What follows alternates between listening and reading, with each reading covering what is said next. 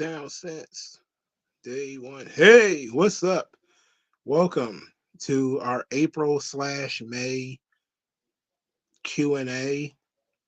Uh, I didn't do one in April, but they did WrestleMania late in the month, so I decided to just combine May and April together.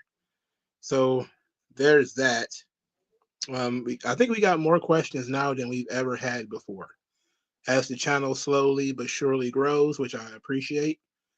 I thank everybody for participating and people who get on this thing. But I got like, well, in fact, I don't look like there's a lot of questions this time. It might be more. They just haven't been posted. But matter of fact, let's look at them through a different view. All right. Let's see from this post here. Let's go back down to the bottom. Let's start at the bottom. This is Prince Ali has a couple of questions I need to go through. Um, One, what do you think today's wrestling can revolve their product around to model after today's current culture and possibly gain popularity because of it? The Attitude Era, Monday Night Wars was edgy, nihilistic, and cynical time period, just like the 90s, and therefore was modeled after the culture and media's feeling and tone during that time. Same with the Ruthless Aggression era, more reality TV elements, more experimentation, the feeling of a new genesis, both WWE and TNA during that time. Now wrestling essentially has nothing. What could be done to solve this? Well, you got to realize what our culture is right now. There's a lot of navel gazing in our culture today. A lot of people talking about themselves, a lot of people thinking about themselves, but more or less the the culture of the United States is of one of a lot of panic. Everybody's constantly panicking, and good culture, good music, and good TV shows are few and far between. You know, back in the Attitude Era, you could always borrow elements from like South Park, you know, because it was running concurrent with WWE. And you often see, wrestlers as South Park characters and stuff like this. And you saw less of that in the Ruthless Aggression era. But you still saw characters that were based on popular movies, like, Pirate Paul Burchill came around the same time as Pirates of the Caribbean. Um, what was popular was superhero movies for a while. And of course, this was the rise of Super Cena. Well, that actually was near the end of Super Cena, because even Superman before the rise of superhero movies. But currently, everything is in regression. Currently, everything is nothing more than a rotted shell where people are running it. They don't really care about it. And in a sense, WWE is much like the current culture. It's a lot like Star Wars. It's a lot like Disney. It's a lot like Marvel, a lot like Playboy. All these brands, which existed for decades, never not made money. Marvel had issues here and there financially, but they've never been more culturally irrelevant than when Playboy started doing gay stuff and trans stuff. And then, when it comes to Marvel, they're not letting people who are actually fans of the characters write the characters, and a lot of the people who have talent don't want to work for Marvel, or DC. So you have a lot, in a way, in a sense, WWE is sort of the same. Ever since Vince left, it's been people who don't know how to run a wrestling company trying to run a wrestling company and doing so well financially, but creatively it's been hit or miss. And that's, the history of buying things and selling things.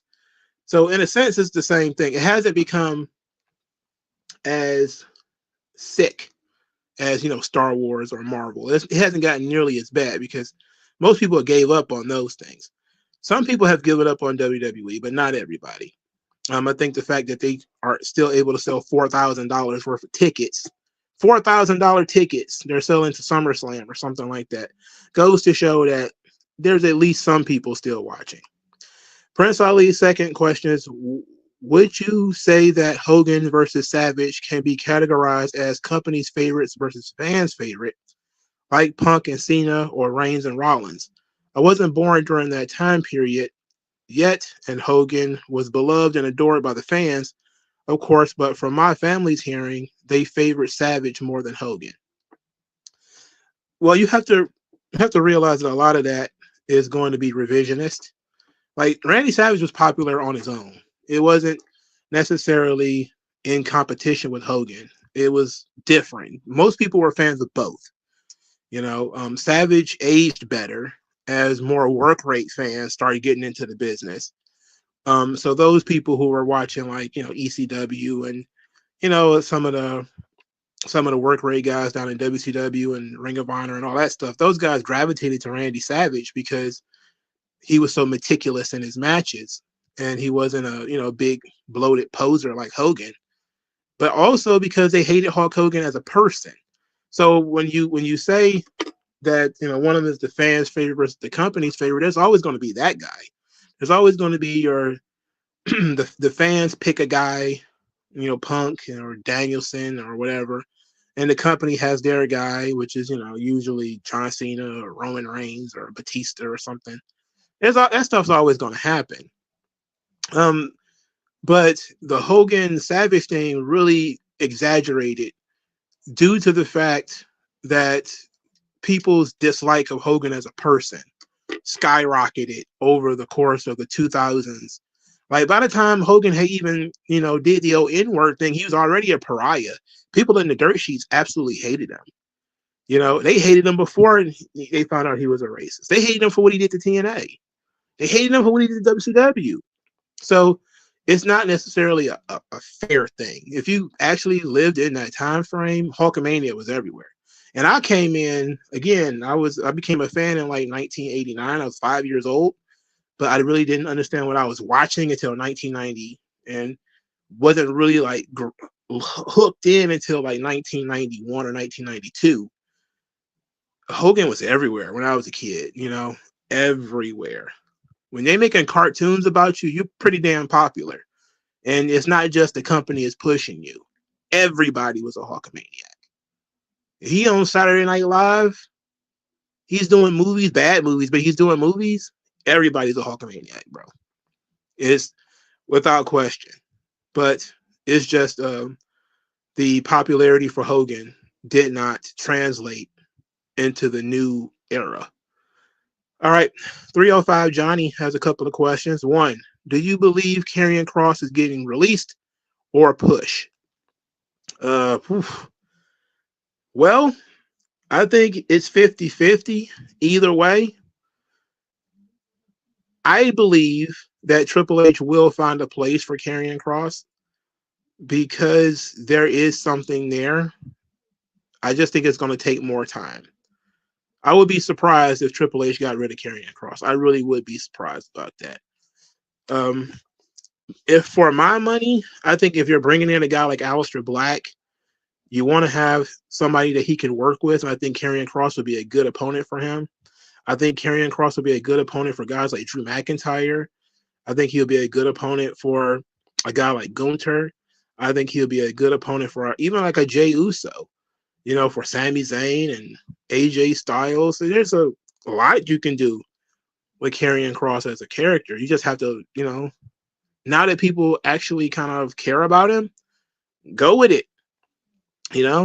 One of the big problems was that Triple H was throwing him on a screen when nobody cared. Now he's starting to really get some momentum. It's time to start going with it. His second question is, what are your thoughts on the movie Sinners and have you seen it? Well, I did a review of it. It's on the channel. I'm pretty sure this question was asked before I did the movie review.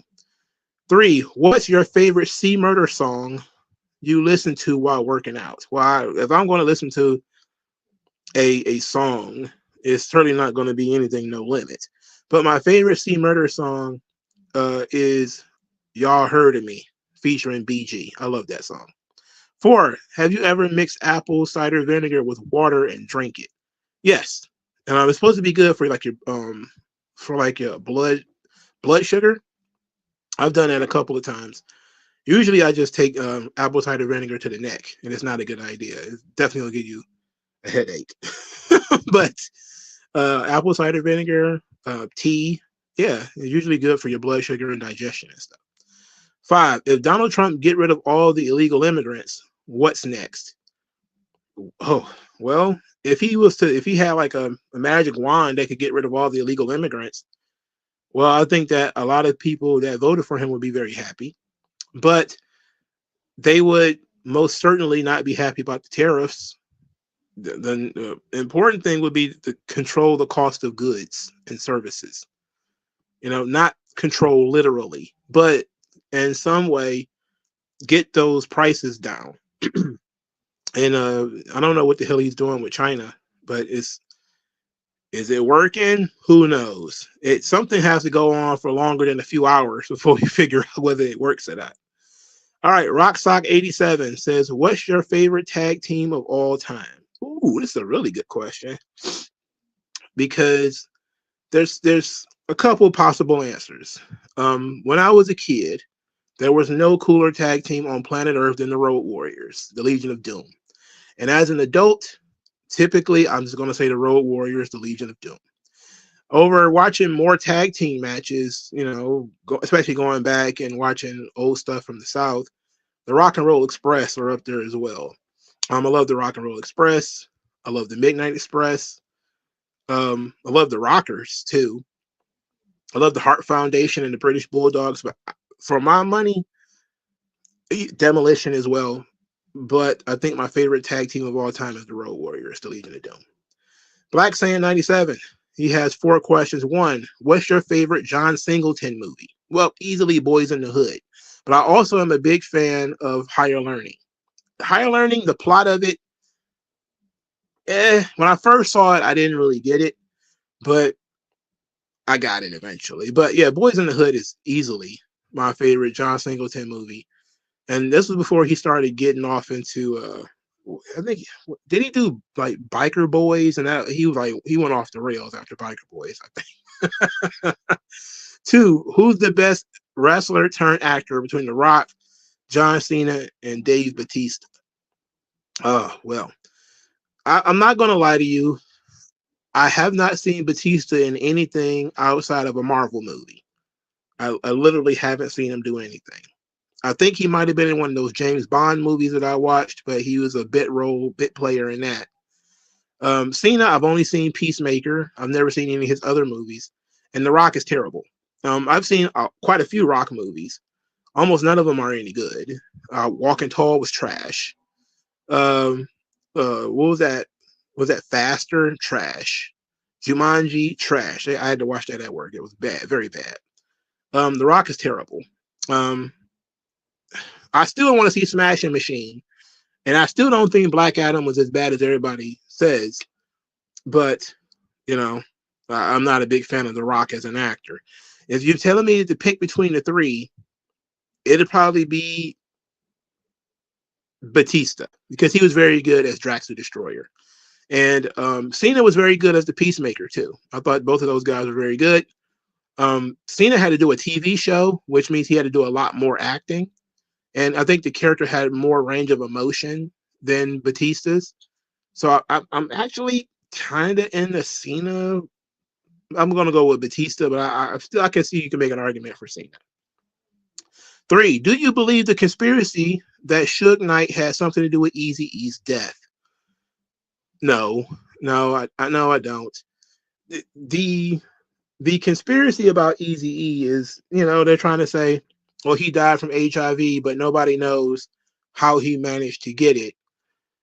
And if it wasn't intravenous drug usage, there's only 2 ways he could have gotten it. He could have gotten it from either using needles, or Eazy-E was imbibing in some boy cha-cha. which I'm not gonna. I don't know. I don't think so. I hope not. But you never can tell. You know, he was a popular rapper who was taking pretty much every chick to bed. It's possible he could have gotten it from a regular old female, but it's very hard to get HIV as a heterosexual male. It's difficult. You know, you have to be trying really hard. So I think when men pop up with it, I almost immediately just think, oh, they're doing gay stuff. And nobody's ever asked that question. Everybody always says he doesn't do drugs, and they say, oh, there no girl ever showed up that says that he gave it to her or she gave it to him and all that stuff. Well, that only really leaves one option, and it's not a good one. Ain't no good option. I hope not. But what other option do we got? 4. How come Ron Simmons Farouk never won the world title during his Nation of Domination run? Well, that was in 1997. That's when they was building Undertaker. They was preparing him, I think, for the feud with Kane. And remember, they actually was discussing giving the belt to Ahmed Johnson at that time, not Ron Simmons. I think Ron Simmons just wasn't what the guy Vince wanted. He wanted Ron Simmons to mentor The Rock and Ahmed Johnson. That's pretty much what he wanted Ron Simmons for. DeAndre Dukes, he has 4 questions. 1, do you wish TKO never bought WWE? Every goddamn day. Every day. Every time I see that mat and it's covered in shisa, I just, ugh. You know, there's some good things. I mean, there's some good things. You know, the product felt fresher for a while when Vince was gone. And I was, even though I'm one of a big Vince booster, I am one of the people who said like he was getting wild in his old age. You know, it seemed like he was doing stuff out of spite as well. Like, you know, firing a bunch of people from NXT for no good reason. It's okay, like, if you know, and even though some of the stuff made sense, you know, like you're not going to use somebody like EO or Adam Cole because they're too tiny. You know, I get it. But there were some decisions that seemingly were made out of spite because people was in his ear and he was like, oh, that's your guy, huh? You know, the old Vince McMahon thing that he hears so much about a guy and he wants to see if he can, you know, he's not going to make it easy for him. He's going to make it a little bit difficult. You know, Karrion Kross having to wear the demolition straps and all that. And I wasn't a fan of that stuff. And I think that was the wrong way of doing things, but he was old and ornery at that point. But TKO, I mean, the production value, I'm glad that they have it for that because, you know, fewer camera cuts is always a good thing. You know, the better graphics and stuff like this. But a lot of the absurd pricing on the tickets, cutting of house shows, exposing the business, a lot of the internal fighting that's going on now between Triple H and The Rock, that's going on in the media, you know, a lot of that stuff. I mean, even the idea of certain wrestlers coming back, none of that stuff bothers me. But there's no stability, it seems like, in WWE right now. And it's a power vacuum. This is what happens when, you know, somebody who's been in authority for so long dies or is removed. All of a sudden you have to figure out what to do, you know? And they seemingly split Vince's various roles into 3 people. You know, there's Nick Khan, Triple H, and Ari Emanuel essentially doing everything now. And, you know, Ari Emanuel's doing his job, but it's not visually the most pleasing thing to have tons and tons and tons of ads all over the place. And then despite all these ads, they're not dropping the price of anything. They're actually increasing the prices, which is just a sign of these people being extremely greedy. 2, what do you think is going through Vince's mind after watching WrestleMania? Well, I'm pretty sure he's looking at this thing and he probably heard about the numbers and everything and thought that was good. He probably didn't like the ring product maybe because a lot of these, well, he probably liked certain parts of it. If I'm pretty sure though that he was mostly listening to the cash register and thought that was a good idea what they did. I think he probably is cringing at the idea of John Cena being a heel though, because I mean everybody's cringing at it. 3, what's next for Cody Rhodes? Well, I think it's clear they're gonna probably keep Cody warm until the end of Cena's run. Then where they will more likely put the belt back on Cody. If they're not going to do that, then prepare for Cody to wrestle for the title again at WrestleMania next year, which I don't necessarily want. 4, how do you see the rest of the year planning out? Well, on Raw, again, they've already set the course for Sami Zayn to be the world champion. So Jey Uso is probably going to end up losing the belt to either Braun Breaker or Seth Rollins. From there, they'll probably hold the belt until WrestleMania. You'd probably see Sami Zayn win the Royal Rumble. Because it's better for him to win the Royal Rumble than it is for him to win Money in the Bank. Money in the Bank is not for baby faces, it's for heels. Unless he's going to call it shot. And I don't know if they're going to do a show in Toronto anytime soon or Montreal anywhere anytime soon where he could, challenge for the title in his hometown and win it. So I expect that he's going to win the Royal Rumble. The Royal Rumble is in Canada, if I remember correctly, right? No, it's in Saudi Arabia. So yeah, he's definitely going to win the Royal Rumble now. 2026 Royal Rumble is in Saudi Arabia. Yeah, the Muslim guy's going over. He's going to win the belt at WrestleMania. Now, in terms of Cena, I expect Cena to have the belt until at least October. So, he's having a match with Orton right now. Maybe he might not be on the next show, but then he'll probably be at the next Saudi show. Punk is not going to be there, so they're going to have to fill in an opponent for that time. That's when they might do. Well, there's not that many guys from his past for him to work with, but I can see them probably trying to get a Drew McIntyre in there at some point. And I expect Cena and Punk at some point in the summer, maybe SummerSlam. They do Cena and Punk. I don't know how they're going to get Punk on SmackDown, but I don't think it's going to matter anyway by that time. Then I expect it to be in like September, October. You'll probably start seeing Cody Rhodes come back as a top contender by that time. So let's see what else we got here. JS has a question. Says, what is your favorite kind of content that you make, past or present? I actually enjoy doing research. So like the Dark Side of the Ring addendums, I enjoy doing those because it allows me to dig more into certain subjects, even though most of the time I do research before I watch the episode. I just try to find out as much as I can about the episode so I'll know what they're not going to talk about. Like I knew Missy Hyatt wasn't going to be in the Eddie Gilbert episode of Dark Side of the Ring, so I leaned more in that direction when I did my addendum. So though I like doing that stuff. I liked doing a lot of the philosophy and the character stuff. It was just very time consuming. When I was working 3 days a week, that stuff was easier to do. Now I work every day, and now I'm back on Fridays too. So I'm just don't have the time to do tons of research on subjects.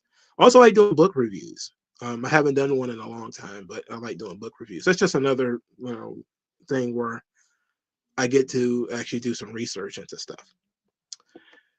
What is this? TRVN Quilly Ty V? Oh, he has a question.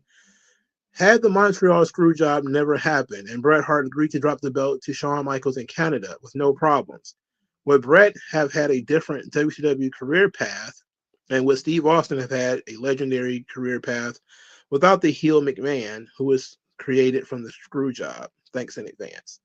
Well, you're welcome. And I do think that Steve Austin still would have been the most popular babyface in WWF because he was becoming that anyway. If Bret would have just agreed to drop the belt to Shawn, then I think you just don't have Mr. McMahon, which of course causes a huge problem because Mr. McMahon was very necessary to the success of the Attitude Era. Um, he's probably still going to have Sean with his drug problems, and he's probably still going to injure his back. But Steve Austin is not going to be as big a star without having Mr. McMahon there to bounce off of. You're really in trouble at that point because once Steve Austin's got the belt, if there's no Mr. McMahon, your top heel is Sean, and he's gone. So, because he's hurt at that time. So you got to turn somebody. They turned Undertaker later. I think they turned Foley around that time too. Made him Mr. McMahon's hired hand. Um, you probably maybe you get a little bit more of this Steve Austin Cactus Jack stuff. You know, where they hitting each other with weapons and shit. Maybe you get some more of that earlier. You know, even though they was doing a lot of that anyway. Um, but they probably wouldn't be nearly as popular. What or maybe Shane steps in. Maybe Shane takes over, and you know he's the boss's son. Maybe it works similar to Vince. If you can get Shane involved, I don't think necessarily you need Vince to wrestle in order to get Shane involved, but the company is definitely hampered without Vince. 1983 Jay Cheat. Who are the most overrated AEW wrestlers? Well, I could go on and on about this. I mean, if you listen to the videos, I go on and on about AEW wrestlers that I greatly dislike. And let's just say Omega, Okada, and the Young Bucks. You know, let's just start there. The entire core of AEW is extremely overrated. Easter Sunday, Tupac or BIG? I'm not really a Tupac fan, brother. So big, easy. Tupac is very prolific, but I'm just not a huge Tupac fan. I do like Me Against the World. I think that's when his career took a really dope turn. California, you know, then you had I will say California Love, All Eyes on Me, Thug Life. I think that string of albums right there was probably very solid from Tupac. His earlier material was him trying to be like Public Enemy, you know. Um, eh, it's alright. It felt more like that's who he was though. Like it felt like he was playing a character on some of the more quote unquote gangster albums that he was making. And I don't really listen to Tupac posthumous albums at all. But Biggie, man, outside of some of the LGBT stuff he was talking about on them tracks, I think his lyricism was better. I think some of his concepts were better. I think he was a better rapper. And I just generally enjoy. And basically, it's probably a New York bias because I am a little bit more New York biased when it comes to rap. But I'm just not really a big Tupac guy. Dennis King says, "Do you think Triple H should bring Shawn Michaels up to the main roster to book SmackDown instead of Road Dogg?" You know, the longer Road Dogg hangs around, the more I don't like him. I'm not gonna lie to you. The more Road Dogg hangs around, the less I like that man. Sean is doing a good job with NXT. I think let NXT cook. Road Dogg, replace him with somebody else. I don't know. Bruce. Let Bruce look SmackDown for God's sake. Wise Duman? Okay. Dave Smith via LOS got me into the libertarian side of the spectrum.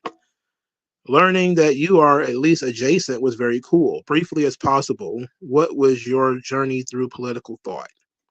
Well, I started out as a leftist because I fell into black nationalism first, which seems almost obvious that when you're starting to quote unquote wake up politically, you start with what you believe is pro-black material, you know, Michael Larry Dyson and Cornel West and all that stuff. Over time, however, I think I stopped just short of being a communist. One thing that did happen, of course, was during when I was really starting to read and understand ideas. Obama happened, and the Affordable Care Act, and I was like, oh, that's fascism, brother. And once you are sort of politically consistent, you start asking a lot of questions. I started looking into, you know, um, different political thoughts. I fell into Lysander Spooner, and I was like, oh, okay, that's interesting. And then I think I challenged myself because I'm always a guy who challenges himself. I remember going to the bookstore. There was a library book sale. They used to do these big book sales from the big library on Woodward in Detroit. And I would just buy a bunch of books there. I got, Stokely Carmichael. I was just picking up various books.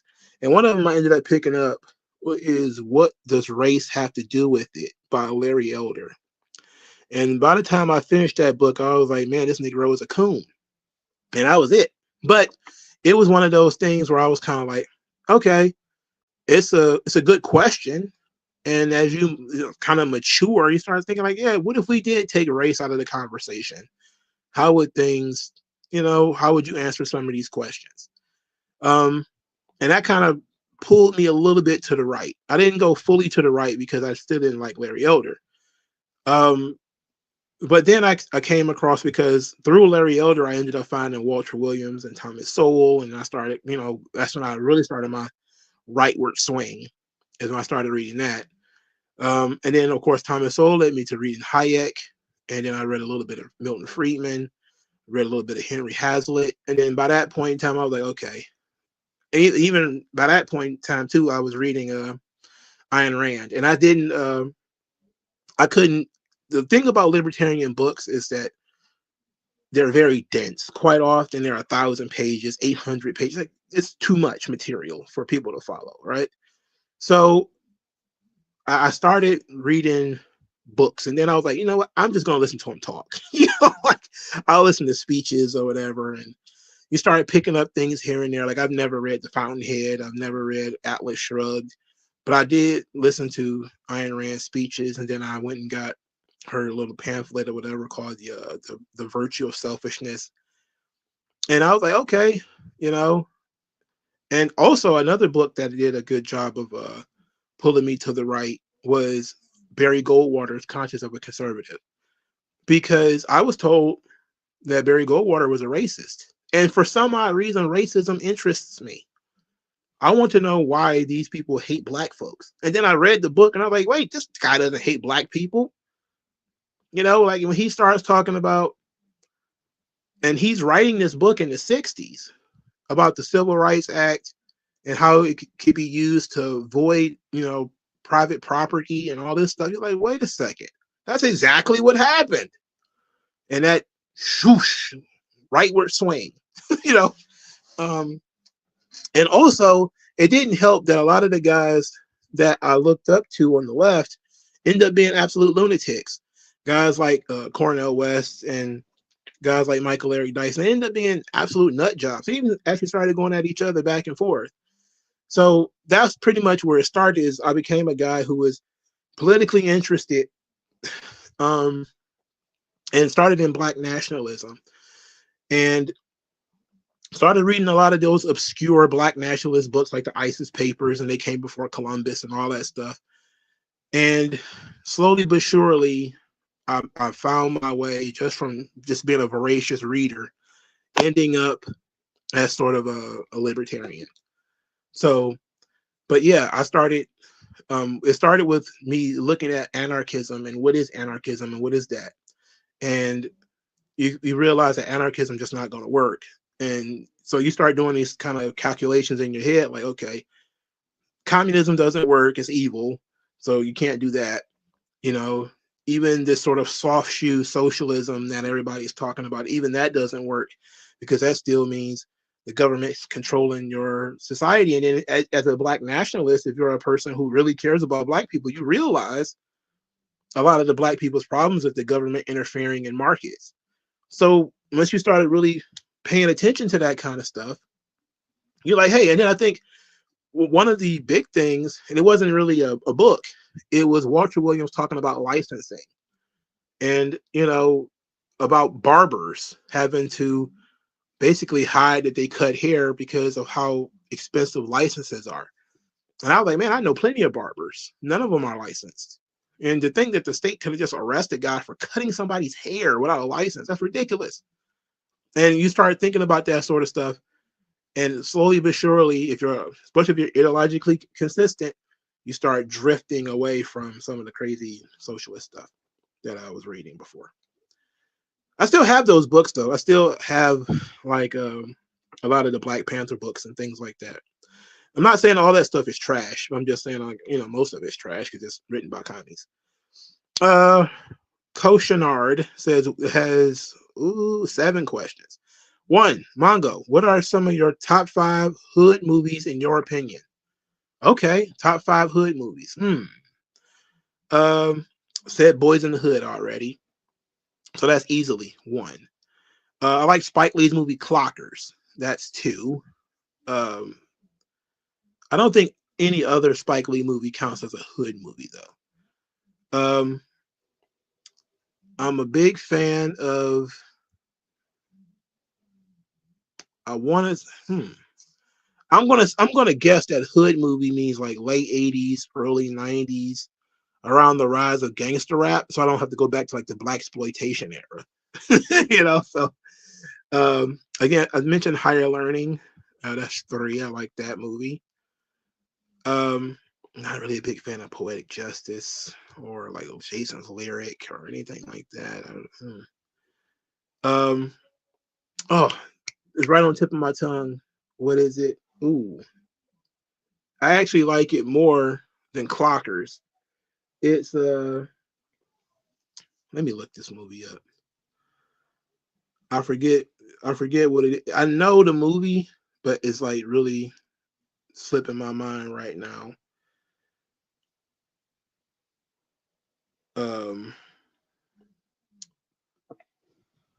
Shit. I don't want to leave no dead air. South Central. There it is. Big fan of South Central. I love that movie. It's one of those movies that I could just sit and pontificate all day about South Central. It's such a good fucking movie, man. It's a good fucking movie. And it came out in 1992. Yeah, that's a classic right there. And I love Colors. So I think that's 5 right there. Colors is really good too. 2, do you prefer East Coast rap or West Coast rap? How crazy that I just said earlier that I had a East Coast bias. I'm definitely have an East Coast bias. And when it comes to me first listening to rap, I didn't really have an East Coast bias because my first rappers I ever listened to was Bone Thugs and Harmony. LL Cool J was second though. So, but I also became like a big fan of Wu-Tang and all that stuff. So yeah, East Coast. West Coast, it wasn't really my bag. I was never a fan of like Snoop Dogg. Everybody likes, the first album. Everybody liked that, but I didn't like the Dog Pound. Never was a big fan of Dr. Dre, even though I did like the Chronic. Wasn't a huge fan of Tupac. I did. It's just a lot of West Coast rap didn't really stick with me. I did like Ice-T, but that became later. Once I became a little bit more mature, I was able to really enjoy Ice-T's albums. Same thing with Too Short. I really used to hate Too Short, but then I came to appreciate him more. But when it comes to East Coast versus West Coast, there's just no conversation to be had. I was listening to Mobb Deep and Nas and Jay-Z and Coogee Rap and Big Daddy Kane and Rakim. Once I started getting into like Rakim, it was over with. I was far more interested in what they, and I love DJ Quick as well, but I was far more interested in the West Coast rap. 3, do you feel like John Cena is still a babyface pretending to be a heel, or do you think he's actually doing a good job having the fans boo him? It feels like somebody is wearing a John Cena skin suit, forcing him to say these things. It's almost like it's a John Cena puppet. It's almost like Krang, like Teenage Mutant Ninja Turtles. Like he's gonna take his shirt off one day to look like a big window in his stomach, or like some alien in there moving his arms and legs. It just doesn't feel like John Cena. It doesn't feel natural at all to him. I hate it, actually. It's not wearing on me yet. I hate it. Hate it. 4. Do you think Mariah May is a good fit for WWE? Do you prefer her to stay in AEW? For competition's sake, I would prefer she stay in AEW. Do I think she'll be a good fit for WWE? Yes. The only problem is there's like 8 girls who look like that. You know, skinny blondes. I mean, geez Louise, you got Tiffany Stratton, you got Charlotte, you got Carmen Petrovich, you got Izzy Dame. You probably got a bunch of girls on Evolve that I haven't seen. It's just tons of girls with the same look as Mariah May, and I think that actually would be detrimental to her more so than character or personality. It's just she would look like everybody else. If she was to do something drastic, like cut her hair, which probably wouldn't fit her at all, then maybe. But I wouldn't have a problem with Mariah May in WWE. I think she'd do well. 5. What are your thoughts on WWE having this WWE Unreal documentary on Netflix, breaking kayfabe and showing what Triple H does in the writers' room was creative? I don't like it. I never liked a lot of the behind the scenes stuff. When I was younger, I never really cared about the wrestlers' real names. Like I had my bro, young Sturts, his brother used to always try to tell us, oh, that ain't his real name. Tatanka's real name is Chris. I'm like, I don't care. Like he's Tatanka on TV. I don't give a shit what his real name is. And that was kind of how I was until I was like 20. And then I started reading the dirt sheets because I wanted to keep up with the product because I wasn't watching it anymore. And I still wanted to keep up with it. So I started, reading like blogs and different things like that and started getting a little bit more interested in the backstage stuff. And even then, I wasn't totally fully involved with the backstage stuff. Even right now, I'm still not fully engaged with the backstage stuff. I use what I need to watch a movie, a documentary, or read a book or something like that. But that's usually it. I don't need to know who the writer was or who the producers are. I don't really care. I don't really watch shoot interviews either. I'm not the target audience for a shoot interview. Now, interviews about subjects like Punk is going to sit there and talk about his time in AEW, okay. But the idea of a shoot interview, we're going to dig up dirt, and I was never the audience for that. I never sat and watched those things. Not on purpose anyway. I've seen clips here and there, but like sitting listening to Sean Oliver talk to fucking Maria Kanellis about whatever and doing whole bag segments, I'm about to sit here and listen to this shit. I don't care about this that much. So I've never been a fan of people pulling back the curtain too much on the product. But there are still, interesting bits that you come across because we all read dirt sheets now, and there's gossip flying back and forth, and there's tons of things out there, and you can't escape it at this point. But it was never really my bag, so I definitely hate this idea of being in the writer's room. I don't like it. 6, were you ever a fan of Kanye West back in the day with his music before he went mentally insane nowadays? Yeah, I question whether I'm really a fan of his music now. After the newest song, I want to delete everything out of I want to break the CDs that I got. But yeah, the first 3 albums he made were tremendous. And this is just being honest, the first 3 albums, just College Dropout, Graduation, Late Registration. Late Registration is an absolute masterpiece. And Graduation is too. Like, legit, Kanye West is one of like 3 guys that I can say that he did a back-to-back that was just uncharacteristically fantastic. Late Registration and Graduation back-to-back is nuts. It's just crazy, all right? He earned his success. Now, to me, Kanye West after Graduation is shaky, okay? Quite shaky. But Graduation was amazing, and so was Late Registration. So yeah, I was a fan of early Kanye West, and I think after Graduation is kind of when I was never a big fan of the 808s, and when he started singing more often than not, I was out. Now, this doesn't mean that he doesn't make good songs. Like, there's plenty of good Kanye West songs since 2007, but um, those are few and far between as far as I'm concerned. And him being insane is just, I think he's probably already crazy, but he's probably got some untreated bipolar disorder and all this kind of stuff. 7.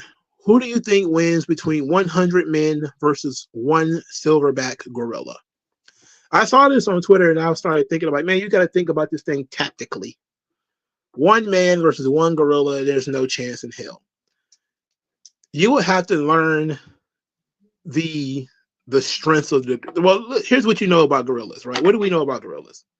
They got 4 legs, four limbs, just like we do. Their limbs are a lot stronger than ours.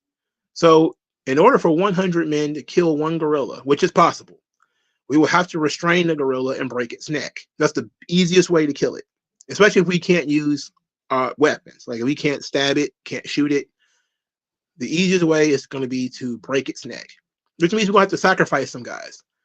And there's going to be some guys that are going to have to restrain the gorilla. The problem is restraining the gorilla. It's like 600 pounds of muscle and biting force and all that. It's just, it seems impossible. But I think that if you get a certain number of guys to hold the gorilla down and a certain number of guys to break the gorilla's neck, you can win. I certainly don't think that, the idea of, hey, the gorilla is going to fight men one at a time. Well, you probably still have a chance of winning at that point, but the gorilla probably wouldn't die. You'd probably just be exhausted and faint, but I don't think one man is going to be able to take one gorilla one-on-one. I don't think that's going to happen. But I think if 100 men jumped a gorilla, yeah, the gorilla's probably going to die. It's going to be hard as hell, though, because it's going to be so fucking strong. And if it like bites somebody's face off, like the one of the things that the gorilla is going to have is not only a tremendous strength advantage, but also that human males often are very intimidated by animals. So as soon as it starts beating its chest or whatever and coming running at people, niggas gonna scatter, and that's gonna be a problem. But if everybody like works together and recognizes that certain people are just gonna have to sacrifice themselves to try to get the gorilla down, whether grabbing them by the arms or legs or grabbing them by the body while somebody else try to grab the head, you can take it, but you got to be willing to sacrifice. And I don't know if anybody's gonna do that. The Generate Sharingan, he has 4 questions. He says, here are my questions, both wrestling related and non-wrestling related. 1, should WWE get rid of the 2-night WrestleMania formula? They'll never do that now because they make so much money with it. I'm not against it now. I prefer 2 nights to 1 long night. I don't like those. Those are the most forgettable WrestleManias to me. Is somewhere between 26 and 35 because they're very long events. Very long events. 1 very, very, very long night. And I would rather it be 2 shorter nights, So I actually prefer the 2-night formula. I was actually pitching the 2-night formula back in 2020, if I remember correctly. I was talking about they should split it into a day and night, where they should do a WrestleMania during the day and then do like a 2-hour break and then get back into it later. And then he just did it Saturday and Sunday, which makes more sense. 2, oh shit. People are blaming The Rock and some are blaming Triple H. Why isn't there a considerable number of people blaming Ari Emanuel TKO in general for WrestleMania and WWE in general? Because he's typically hands off and he hasn't said anything. The Rock threw him into it, which of course got some heat on him. But Ari Emanuel being the boss and being like a general boss where he just kind of disappears, it allows him to escape a lot of the heat. But I think he's he's to blame quite possibly for The Rock's involvement in WrestleMania, because he's the one who allegedly, we put allegedly in there, he allegedly called The Rock in order to participate. So yeah, he's just sharing some of the blame. But the idea being that Triple H was the creative director of WWE, he's the head of creative. It was him. It was up to him to make what we see interesting. And even if The Rock came in and kicked mud on one thing, that doesn't explain the rest of the card being a bunch of triple threat matches and fatal four ways and, you know, underwhelming builds for other things. It just, you can blame The Rock, sure. You can blame Ari Emanuel, but Triple H is in control mostly. 3, should Cena and Punk, should he bring back his new AEW pants, change up their attire? I think it's important for characters to be recognizable. And I think that's probably what John Cena is thinking, on top of this is a last minute decision. I think if John Cena looked drastically different, it would actually probably help the heel turn, but it would probably damage like action figures and all that kind of stuff. So he's probably not going to do that. 4, is there a certain number of people being radicalized, both right and left wing content creators on YouTube? Well, yes. I think some people with very soft brains are easily controlled and manipulated. I do think people are being radicalized on places like YouTube. I think people are being radicalized mostly on back channels, things like 4chan and blogs and things that people don't really pay attention to. I think that's mostly is because it's a cocoon. On YouTube, there's a lot of people doing response videos and stuff like this. So if you say something crazy on YouTube, there's probably going to be some kind of response video popping up. And if that person is curious intellectually, they may even look at the response video and be like, oh, well, I thought this was true, but it's not true, or, you know, yada, yada, yada, or whatever. But the real danger isn't really in YouTube, because YouTube is so open. The real danger is in these cocoons where they can disappear from public sight and nobody knows what the hell they're talking about or how far they're going, and there's no governors, no guardrails, as Jordan Peterson said, trying to figure out, okay, we're going too far. This looks ridiculous. And this is what happened with MGTOW. You know, like MGTOW on YouTube was pretty mild. And then when they started banning these guys and they started going over to like BitChute and stuff like that, it got real misogynistic. You know, like you thought they were misogynists on YouTube. Well, YouTube had these guardrails up that prevented them from going as crazy as they wanted to go. Once they went somewhere else, you know, the guardrails came down. And now that you pissed them off even more because you punished them for no reason. And now they're really angry and really mad and they're really going ham on you. So you have stuff like that. I'm not too concerned about people being radicalized on YouTube. I mean, again, if you get caught up in the algorithm, then you're going to get some of the response videos and stuff too. Because I know I do.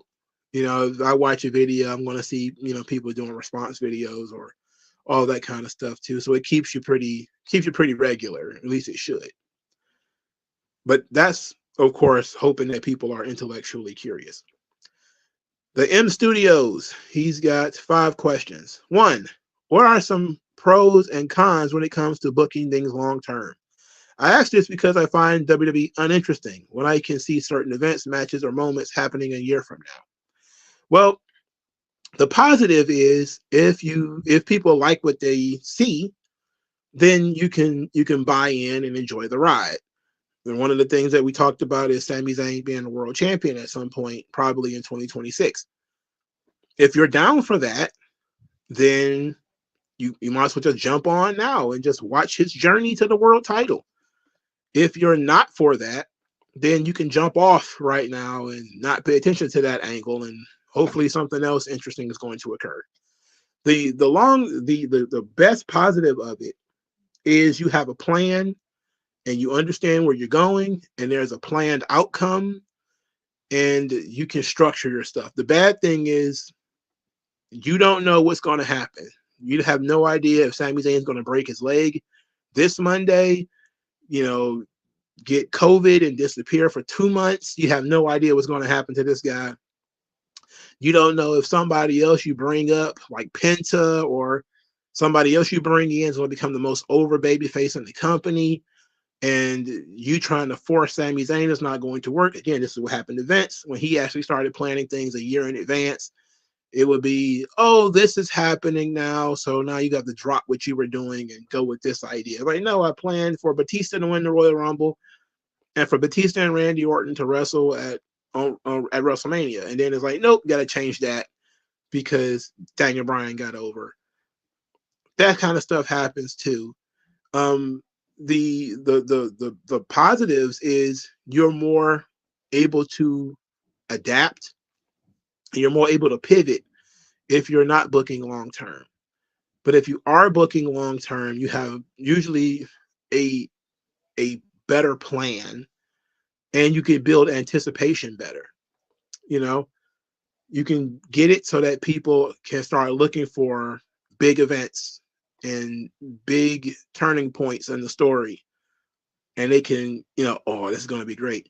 Like there's going to be that eventual Kevin Owens involvement in the Sami Zayn story, that catharsis where they come together and they talk this thing out, and Kevin Owens probably imbibes Sami Zayn with some age-old wisdom so that he can push through and win the world title at WrestleMania. It'll probably happen in fucking February next year or something like that.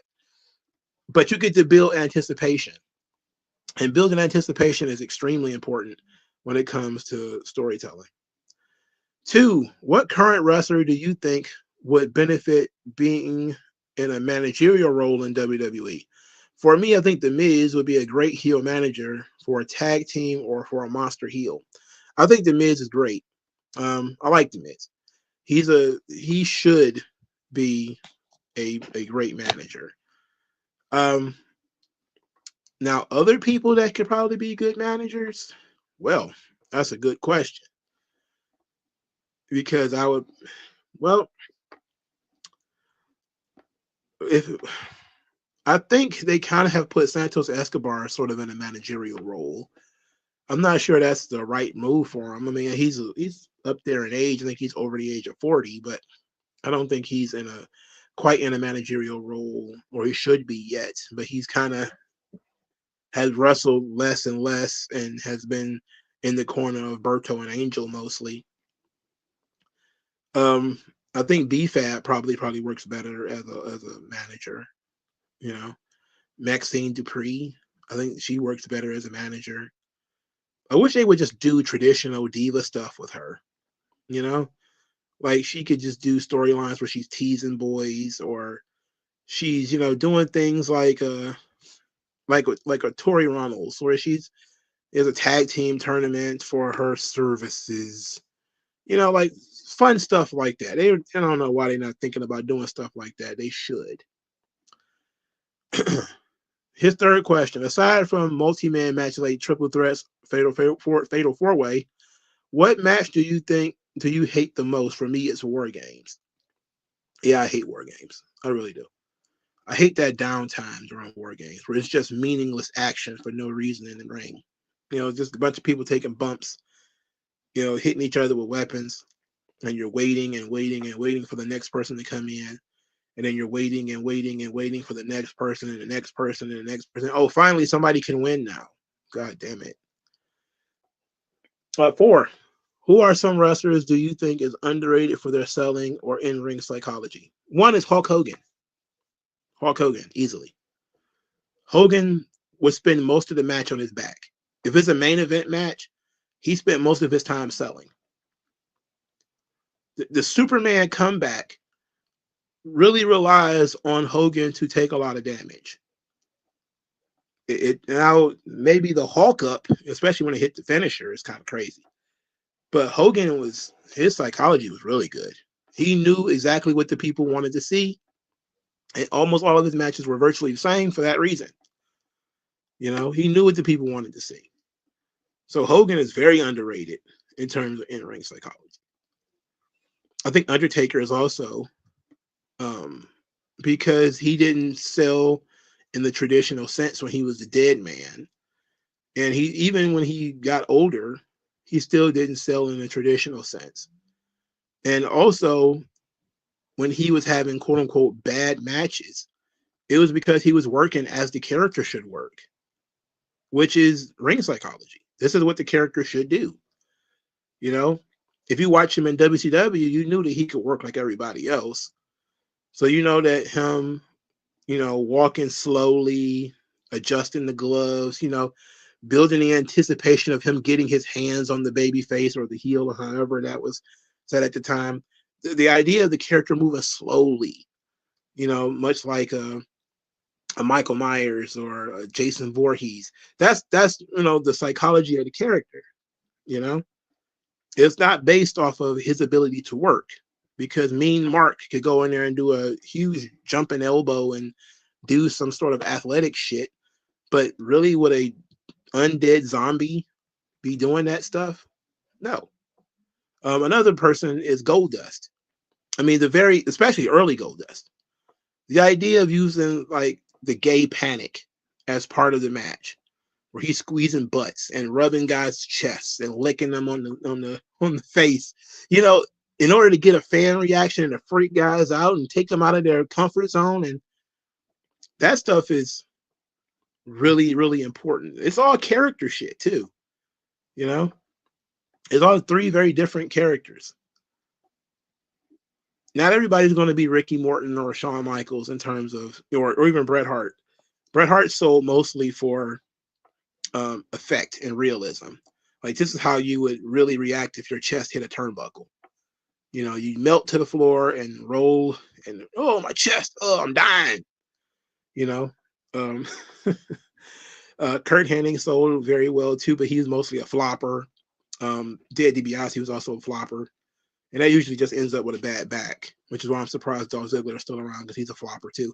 And Randy Orton is also a flopper, and guess what? Bad back. 5. Do you think, based on the recent crowd reactions in WWE, that we are going to smarky crowds of the 2010s, the ones who will hijack shows and boo baby faces and cheer the heels? Yeah, I think we've been there for a long time. We've been there for a really long time. I hate it. We've been there for a long time in terms of crowds hijacking the show. But now they feel like they can, because Triple H is supposedly more of a fan of that style of crowd reaction. Vince always tried to squash that stuff or try to avoid it. Triple H wants to play into it. He talks about it a lot. And the Dirt Sheet guys and all these people, they really love it. They like all the songs and dances. And you know what? You don't see a lot of that stuff with European wrestling. Like, sometimes I watch European wrestling, like Progress and stuff like that. You don't get a lot of these soccer chants. Like, I watch those shows, they don't just break into la da da da da da da da da. They don't break into all that stuff. That stuff don't happen. So, like, I was shocked. Like, I remember watching WXW when it was on WWE Network, because I was like, I just throw it on and let it run. Didn't get all those soccer chants and all that crazy stuff. The fans chanting in German and all. You didn't get all that. Like, well, obviously they chant in German, but some of the over-the-top stuff that they do in the WWE shows, you don't see a lot of that in European wrestling shows, actually, believe it or not. Mr. VXG, he says, do you like multiverse stories in comics?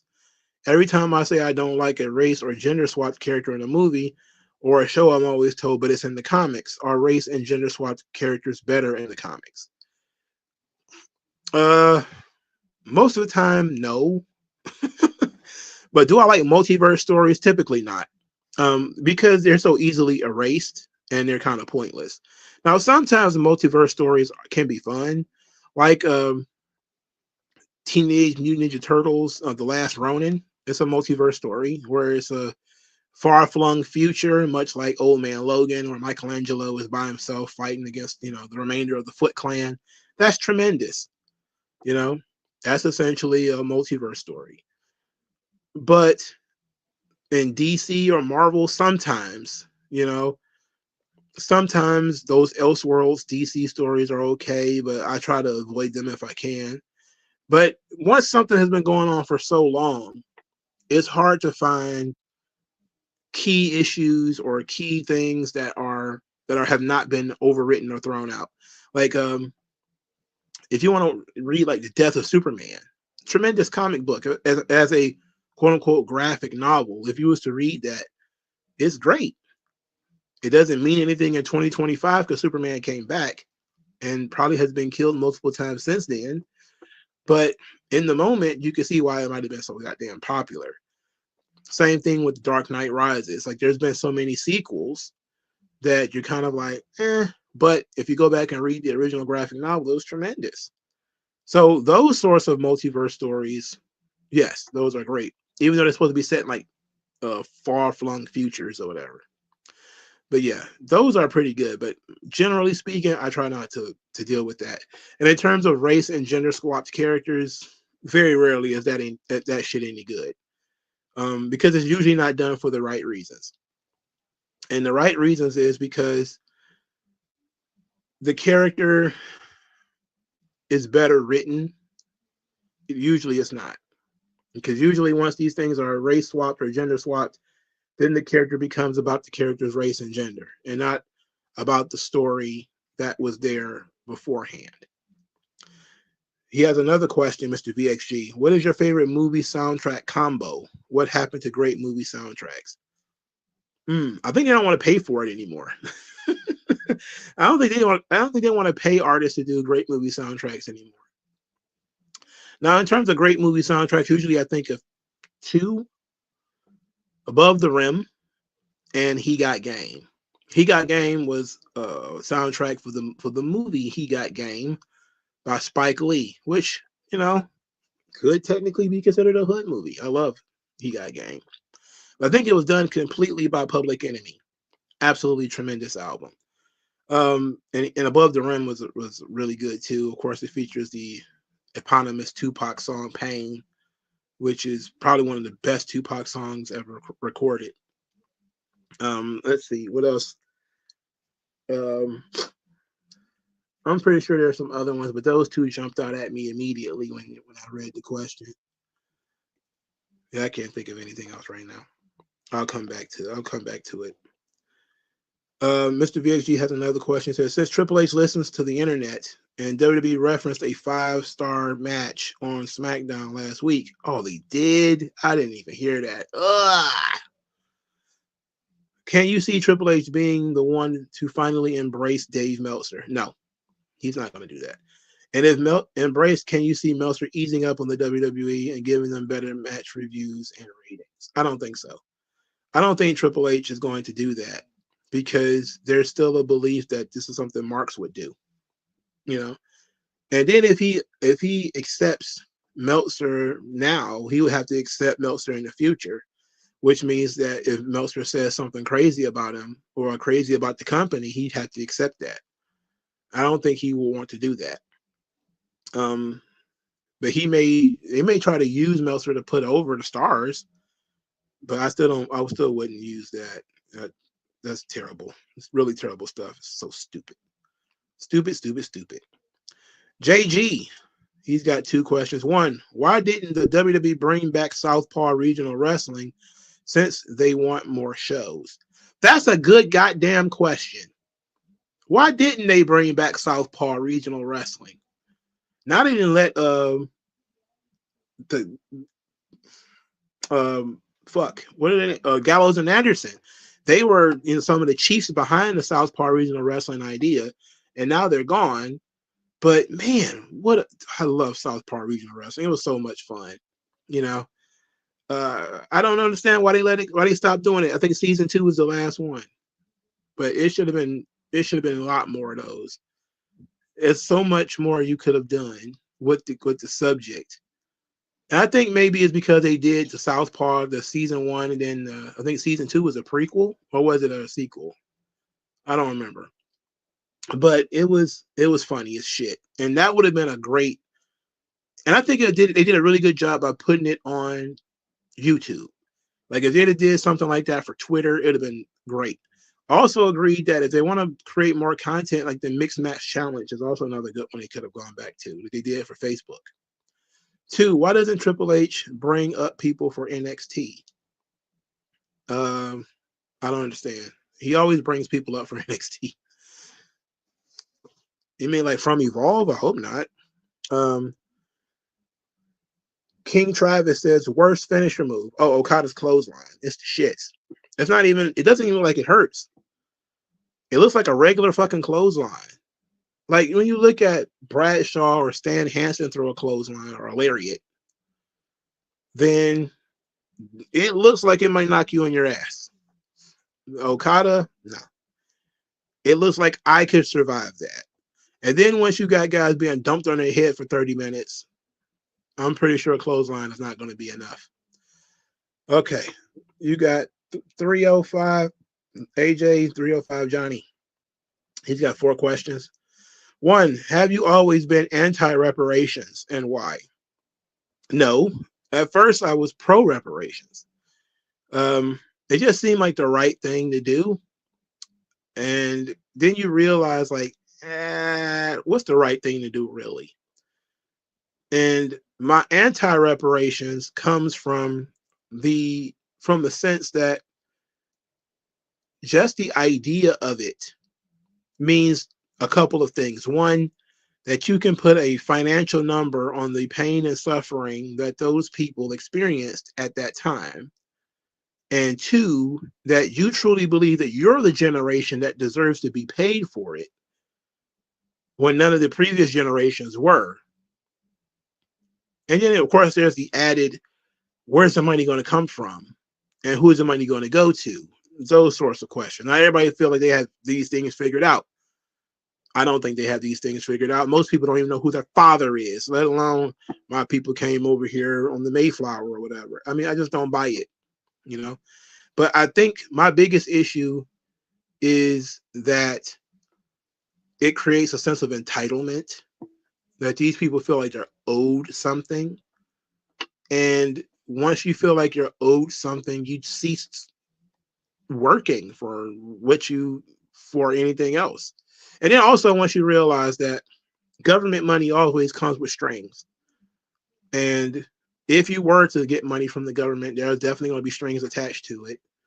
And that could cause a whole set of unintended problems. You know, I think that the government should say, okay, we're going to give you reparations, but everybody who, applies for reparations, we're going to take money out of it. So all the money you spent going to college, all the money you spent in public housing, all the money you spent on welfare and SNAP benefits, you're going to pay all of us back. So yes, we're going to give you a check for $1 million. And then we're going to start deducting all the years you were on welfare and all the years you lived in the projects and all. No, I wouldn't do that. That's not fair. But I just don't like the idea, because I think that people are better off doing things for themselves. And that I've never seen people become wealthy from reparations. That's the wrong idea of when it comes to generating wealth for Black people. Is reparations is not going to work. It's never worked. Israel didn't start because of reparations. It started because they went over there and started building shit. It was that simple. They were given land sort of as reparations, but it's not a direct connection between, oh, these people are extremely wealthy and that comes from reparations. No, usually reparations can't make you rich because it's a big one-time cash infusion, and wealth is built with continuous passive income over a long period of time. And then when you take into account Native Americans, Indians, they were given reparations. They were given large tracts of land that the government says, oh, you can't sell it, and you can't really do anything on it, which, of course, defeats the whole goddamn purpose of this whole thing, which defeats what's the point of this shit? I don't know. 2, why do you hate cars? Do you got one? I don't hate cars. I just don't know anything about them. No, I do not have a car. 3. Whose idea was to announce Cardi B to host SummerSlam, TKO or Triple H? I'm pretty sure it was a combined effort. They wanted to get somebody who was mainstream, and Cardi B is mainstream. Also, this kind of has been in the works for a long time. Because remember, she got mentioned on Raw several years ago, and she was talking about doing something with WWE back then. This was years and years ago. This was probably like 2021 or something. So I'm pretty sure that she has some level of interest in doing it. And they're like, oh, she's hot. Let's do it. So, 4. Stan Lee is dead. Do you put Marvel in the same category as Disney and WWE? Absolutely. Even though Stan Lee didn't start Marvel, he was the face of Marvel. And it was hard to hate Marvel as long as Stan Lee was there as the smiling, grinning mascot of the company, because everybody loved Stan Lee. Once he was gone, it became a void that they didn't even try to fill, which is smart on their behalf. But it was even worse. They tried to use Stan Lee's words that he had written in the 60s and 70s to attack their political opponents, quote unquote, which is strange. It's fucking comic books. Why do you have a political opponent? And that pretty much killed it. That was it. Marvel is nothing but a skin suit now. Dennis King says, who do you think should be the new James Bond, and thoughts on the new directors? I honestly don't know. I don't know who should be the new James Bond. I don't really have an answer to that question because I don't know who the directors are, so I don't have an answer to that question either. I know they said they wanted to try to do, they're not going to change it to a woman or a black man. So I guess you're going to go back to your white guy, but hell, he might be some kind of they, them or something. Who knows? Everything about James Bond is always weird anyway. All right, now we have cleaned out the questions in the queue form, which is great. We did that in an hour and 17 minutes. I appreciate that. I appreciate everybody who participated. Now we go into the live questions. Lover Girl in 788. I got a question I need to ask you. Do you see WWE shutting down soon because TKO thing and the Rock thing because I have a fear that WWE is shutting down soon. I don't think so. I don't think the WWE will be shutting down anytime soon because it makes too much money. WWE was not broke when they got bought. You know, they were not broke. In fact, they were very, very, very well off. They basically sold the company because they wanted to use UFC's flywheel to increase their ad revenues, where Vince was standing in the way in some of the ad revenues because he didn't want people doing ads in the rings and some of that kind of stuff. He was standing in the way of that, and him getting jammed up meant that he had to start loosening up the reins, and then of course he just took it from him from there. But I don't think it's going to go anywhere. Lover Girl 788 says, do you see The Rock taking over WWE, or do you see Triple H getting fired? And if he does get fired, will it hurt his heart and the ratings in WWE? All right, let's take these things a bit at a time. Do I think The Rock is going to take over? This has been an idea that has been posited by guys like Jonathan Coachman, who thinks The Rock wants to take over WWE creative. I don't think so. Here's why. Ari Emanuel, when these guys bought WWE, they don't know anything about running a wrestling company. They don't know nothing about running a wrestling company. That's why they wanted to keep Vince on board, right? They didn't want to change too much of anything because they wanted the wrestling company that was profitable to continue being profitable. Now, Vince is gone. They want the company to continue being profitable, and they know that the fans are attached to Triple H. They have some kind of emotional investment in Triple H due to his work in NXT. Now, because of his work in NXT, Triple H is in the seat. He would have to screw up in a major way in order to get taken out. I don't think they would just replace him with The Rock willy nilly.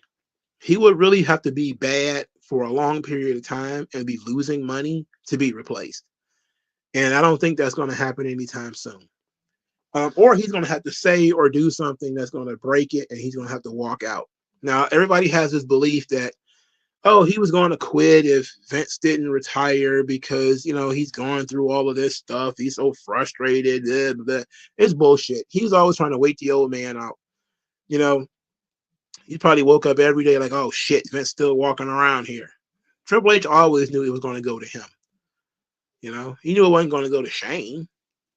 He knew if it goes to Stephanie, it goes to him. So he knew it was going to go to him eventually. He just had to wait it out. And he did. Now the whole thing is he's got to prove himself to these guys who don't know shit about wrestling. And they're calling The Rock behind his back, allegedly. I don't think The Rock wants to take over, though. The Rock doesn't want to run the company.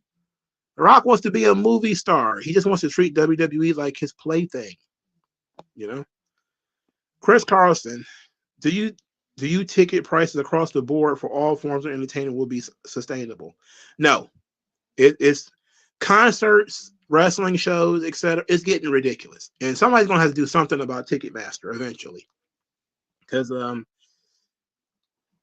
here's the thing. The only way this becomes sustainable is if taxes are cut. If you cut taxes, and by taxes I mean like income taxes or something like that, then maybe people will be able to afford these tickets. But when you have these shows and these tickets are hundreds and thousands of dollars, it's just not going to work. It's just not. It can't be. It can't work like this. It can't. It's going to be basically a prestige thing in a second. But I don't know. These companies keep working with Ticketmaster. There's nothing you could do about it. Lover Girl says, do you see Alberto Del Rio coming to WWE now that WWE has been purchased AAA? Absolutely not. They're probably thinking of the best way to get rid of him right now. I can almost guarantee it. He probably will not make a single appearance for WWE. If he does, he may make one appearance, and that's to drop the belt, and that'll be it. I don't see the reason why you would keep Del Rio around unless WWE is going to do a thing where he can work, but only in Mexico, where, I can see them doing something like that. Well, they'll never bring him in for any of the American shows, but he can work their Mexican cards because they built such an establishment around him in Mexico that you want to say, okay, we're going to have this guy, but he's basically a Mexico-only attraction. And if we're doing shows in Texas or Arizona or California or whatever, he's not going to make an appearance. But something tells me that they're just going to get rid of him and not have to deal with him at all. That seems to be the right thing to do. Look, he didn't go to jail for anything, but he's just a general dickhead, and I'm not sure they want to do business with that kind of guy. Conan and all of them like the guy. I mean, it is what it is, but I think that they're probably just going to get rid of Del Rio. And they're probably just going to have Vikingo beat him and take the belt, or have somebody else beat him and take the belt, and we'll probably never see Del Rio again. The next question Lover Girl has, what brand do you see Joe Hendry being on when he gets signed to WWE? He'll probably be on NXT for a while. Lover Girl says, what can we expect Roman Reigns back on TV around early June via WrestleVotes? Well, WrestleVotes knows. I'm sure they're in the writer's room. You're probably going to see a guy with a WrestleVote shirt on in WWE Unreal since they know so much. Islamic State says, what are your thoughts on CM Punk saying he wants to make a rom-com with Batista? I think CM Punk is 48 years old, 46 or something like that, with no kids. I think his dog is ugly and sick. I think he should probably, most definitely, consider shutting the fuck up and going to become a father. He needs to go home and be a family man. I know his wife probably don't want no kids. I'm not even saying he needs to have kids with her. He needs to go have kids with somebody. He needs a hobby. All right. I know him and Batista are friends, but that was kind of weird and whatever. Lover Girl says Kiana James expected to make a return soon after a long injury layoff. I heard about that, but we'll see. AJ3 says, did you hear about the tribe exposing Michael Rappaport? I saw a video that says Michael Rappaport exposed, but I didn't watch it. She's just Lover Girl's not posting like random news articles in this thing. Tama Tonga injury worse than expected. It's okay. No, that's Tonga Loa that's really bad. Tama Tonga is not gonna really be missed either. X9 says, do you think it would be TKO or Big Nose to make WWE great again? And also Dwayne's best movie is Hobbs and Shaw, Fast and Furious knockoff. Interesting. Do I think that it's going to be TKO or Triple H that's going to make WWE great again? Neither one, because TKO don't really give a shit about anything except whether the cash register makes noise or not. And Triple H is, as of right now, he's very, very comfortable in his position, and nothing will change in his position. So, what can you do? Smooth Realism says, do you think all these international stars who barely speak English are going to hurt the product in terms of storytelling and promos? That's why they forcing them to learn English. This was one of the things that was that caused such a huge headache with the AAA purchase, and Conan put out there that all these guys were going to have to learn English, and all of their fans started saying, "Oh, you have to learn to speak English in your own country." They don't realize that you have to. The idea is for guys to work AAA and WWE. They didn't catch that part. They think guys are just going to work in AAA and that's it. Like eventually they want some of these guys to come to the United States. Now this also can apply for the Japanese girls and stuff, where and it's mostly Japanese girls that they're bringing over, which is smart, by the way, because those girls have 12 years experience and they're 22 years old. You need to have people who can establish themselves as personalities with promos. But if you create angles and situations where they can emote, even if they don't speak the language, it might be okay, you know. But yeah, I think eventually it will hurt the product if there's too many of them, which I think they need to be smart about how many Japanese girls or Mexican girls or whatever they bring in. They certainly need to bring in some Mexican girls. Mark Forster says, do you see Seth's group goal to get Braun over, kind of like Triple H did for Batista? Well, I hope so. It would suck if it wasn't. Blake Lively manager says 4 years ago, most top wrestlers on WWE were the same guys they have now. Do you think that we are going to soon be in an era where all the main eventers are going to retire at the same time, like 09 and 13? I think you're looking at it right now, because Orton is talking about he wants to wrestle till he's 50. He's not going to make it. I guarantee you. Kevin Owens is probably done. If he ain't done, he's very close to done. Cena is done.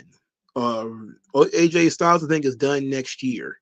Edge, of course, is already gone. Then you have Becky Lynch, who essentially is on her last legs, and Bayley, who's on her last legs, and Charlotte is on her last legs.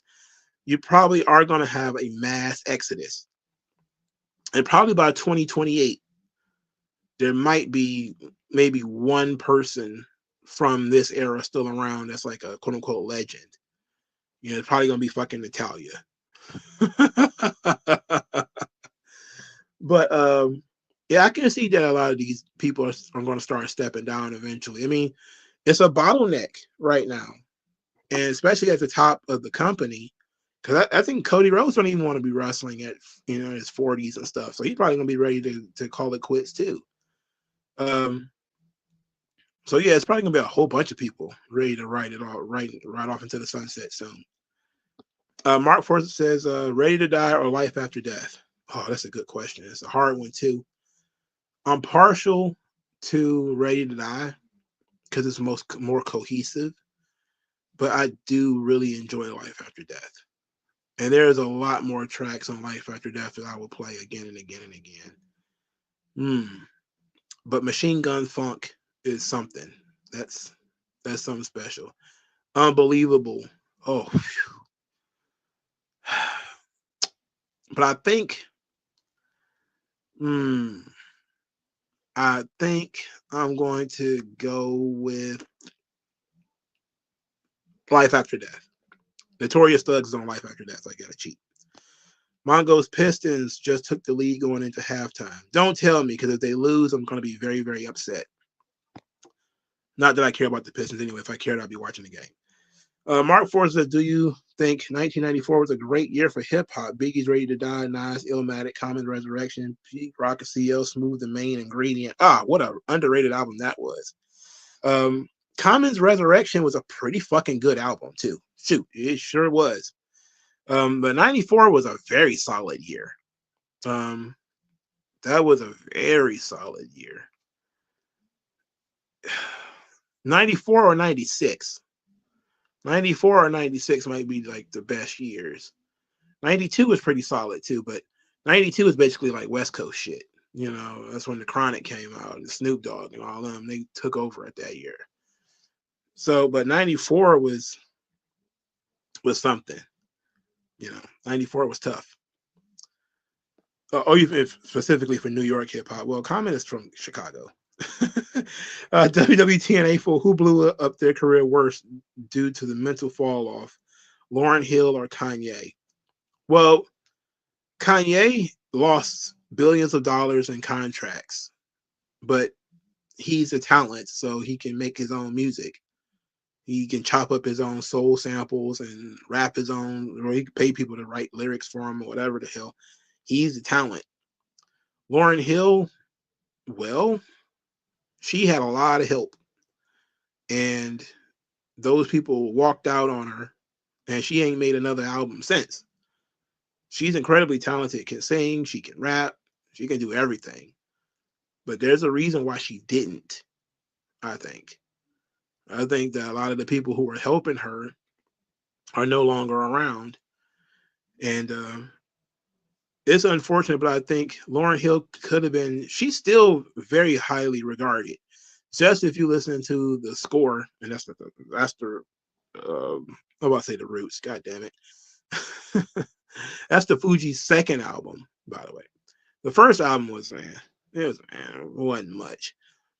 But just from the score and the miseducation of Lauryn Hill, she became a legend, you know, and she was able to tour. What, we're going on over 30 years? Because that came out in 96, right? Or 95 or 96, the score. We're talking about 30 years of her touring off of basically one album, album and a half. You know, she recently brought the Fugees back and they broke up again. But Kanye West, it's a different era. You know, he can get music right to the fans directly and basically make money as an independent artist. But his mental breakdowns has basically isolated so many people. And that's fair, but he hasn't. Lauryn Hill has done all kinds of stuff, like refusing to show up to certain shows, showing up late all the time, having to play different renditions of her hit records because she can't play the actual versions of those records. There's so much going on with Lauryn Hill. And the fact that she hasn't put out an album in over 20 years, this probably Lauryn Hill has done an incredible amount of damage to her own career. Timu Isaacman. What about 100 women versus and one light bulb? How about 100 women, one cup? Money in the Bank is in 5 weeks. Oh, that's amazing. Timu says, I've never been a big War Games guy, but Dusty had a specific idea for it.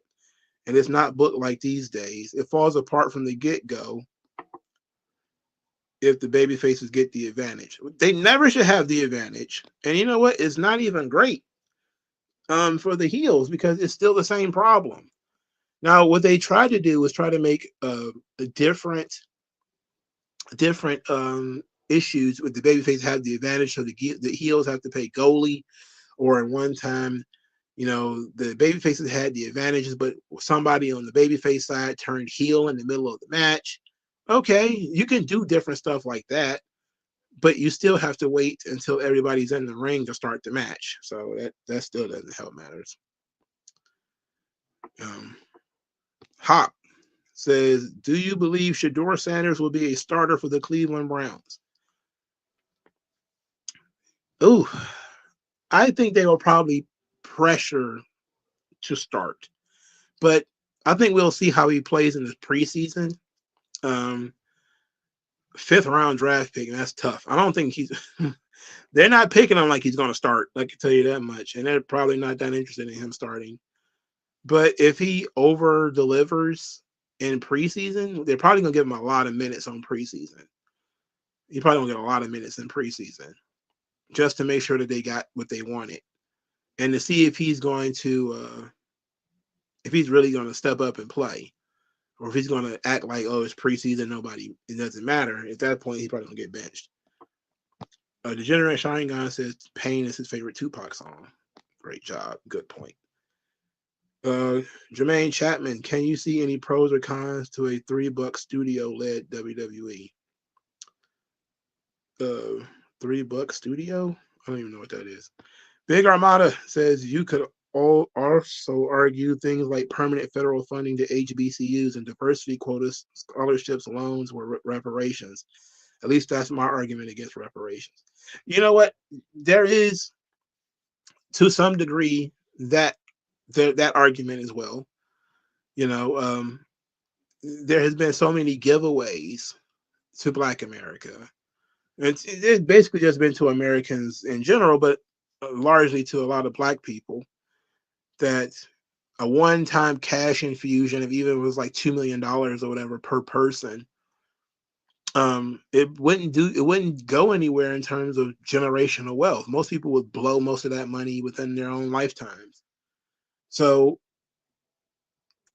I don't like the idea because I don't, it just doesn't sit right with my spirit. But if you wanted to say that, yeah, we did all of these things, they even set up the Freedmen's Bank way back in the 1800s, and that tanked. That was sort of a form of reparations right there. They've been pumping money into these towns and cities, and that have been run by Black people. They've been running money through all of these programs for Black underage youth, all these Black Girl Magic programs for tech girls in tech, or what was this, midnight basketball for young Black boys. There's been all these programs, and none of this shit doesn't do anything, But you could argue that most of this stuff has not been specifically for Black people, so does it really count?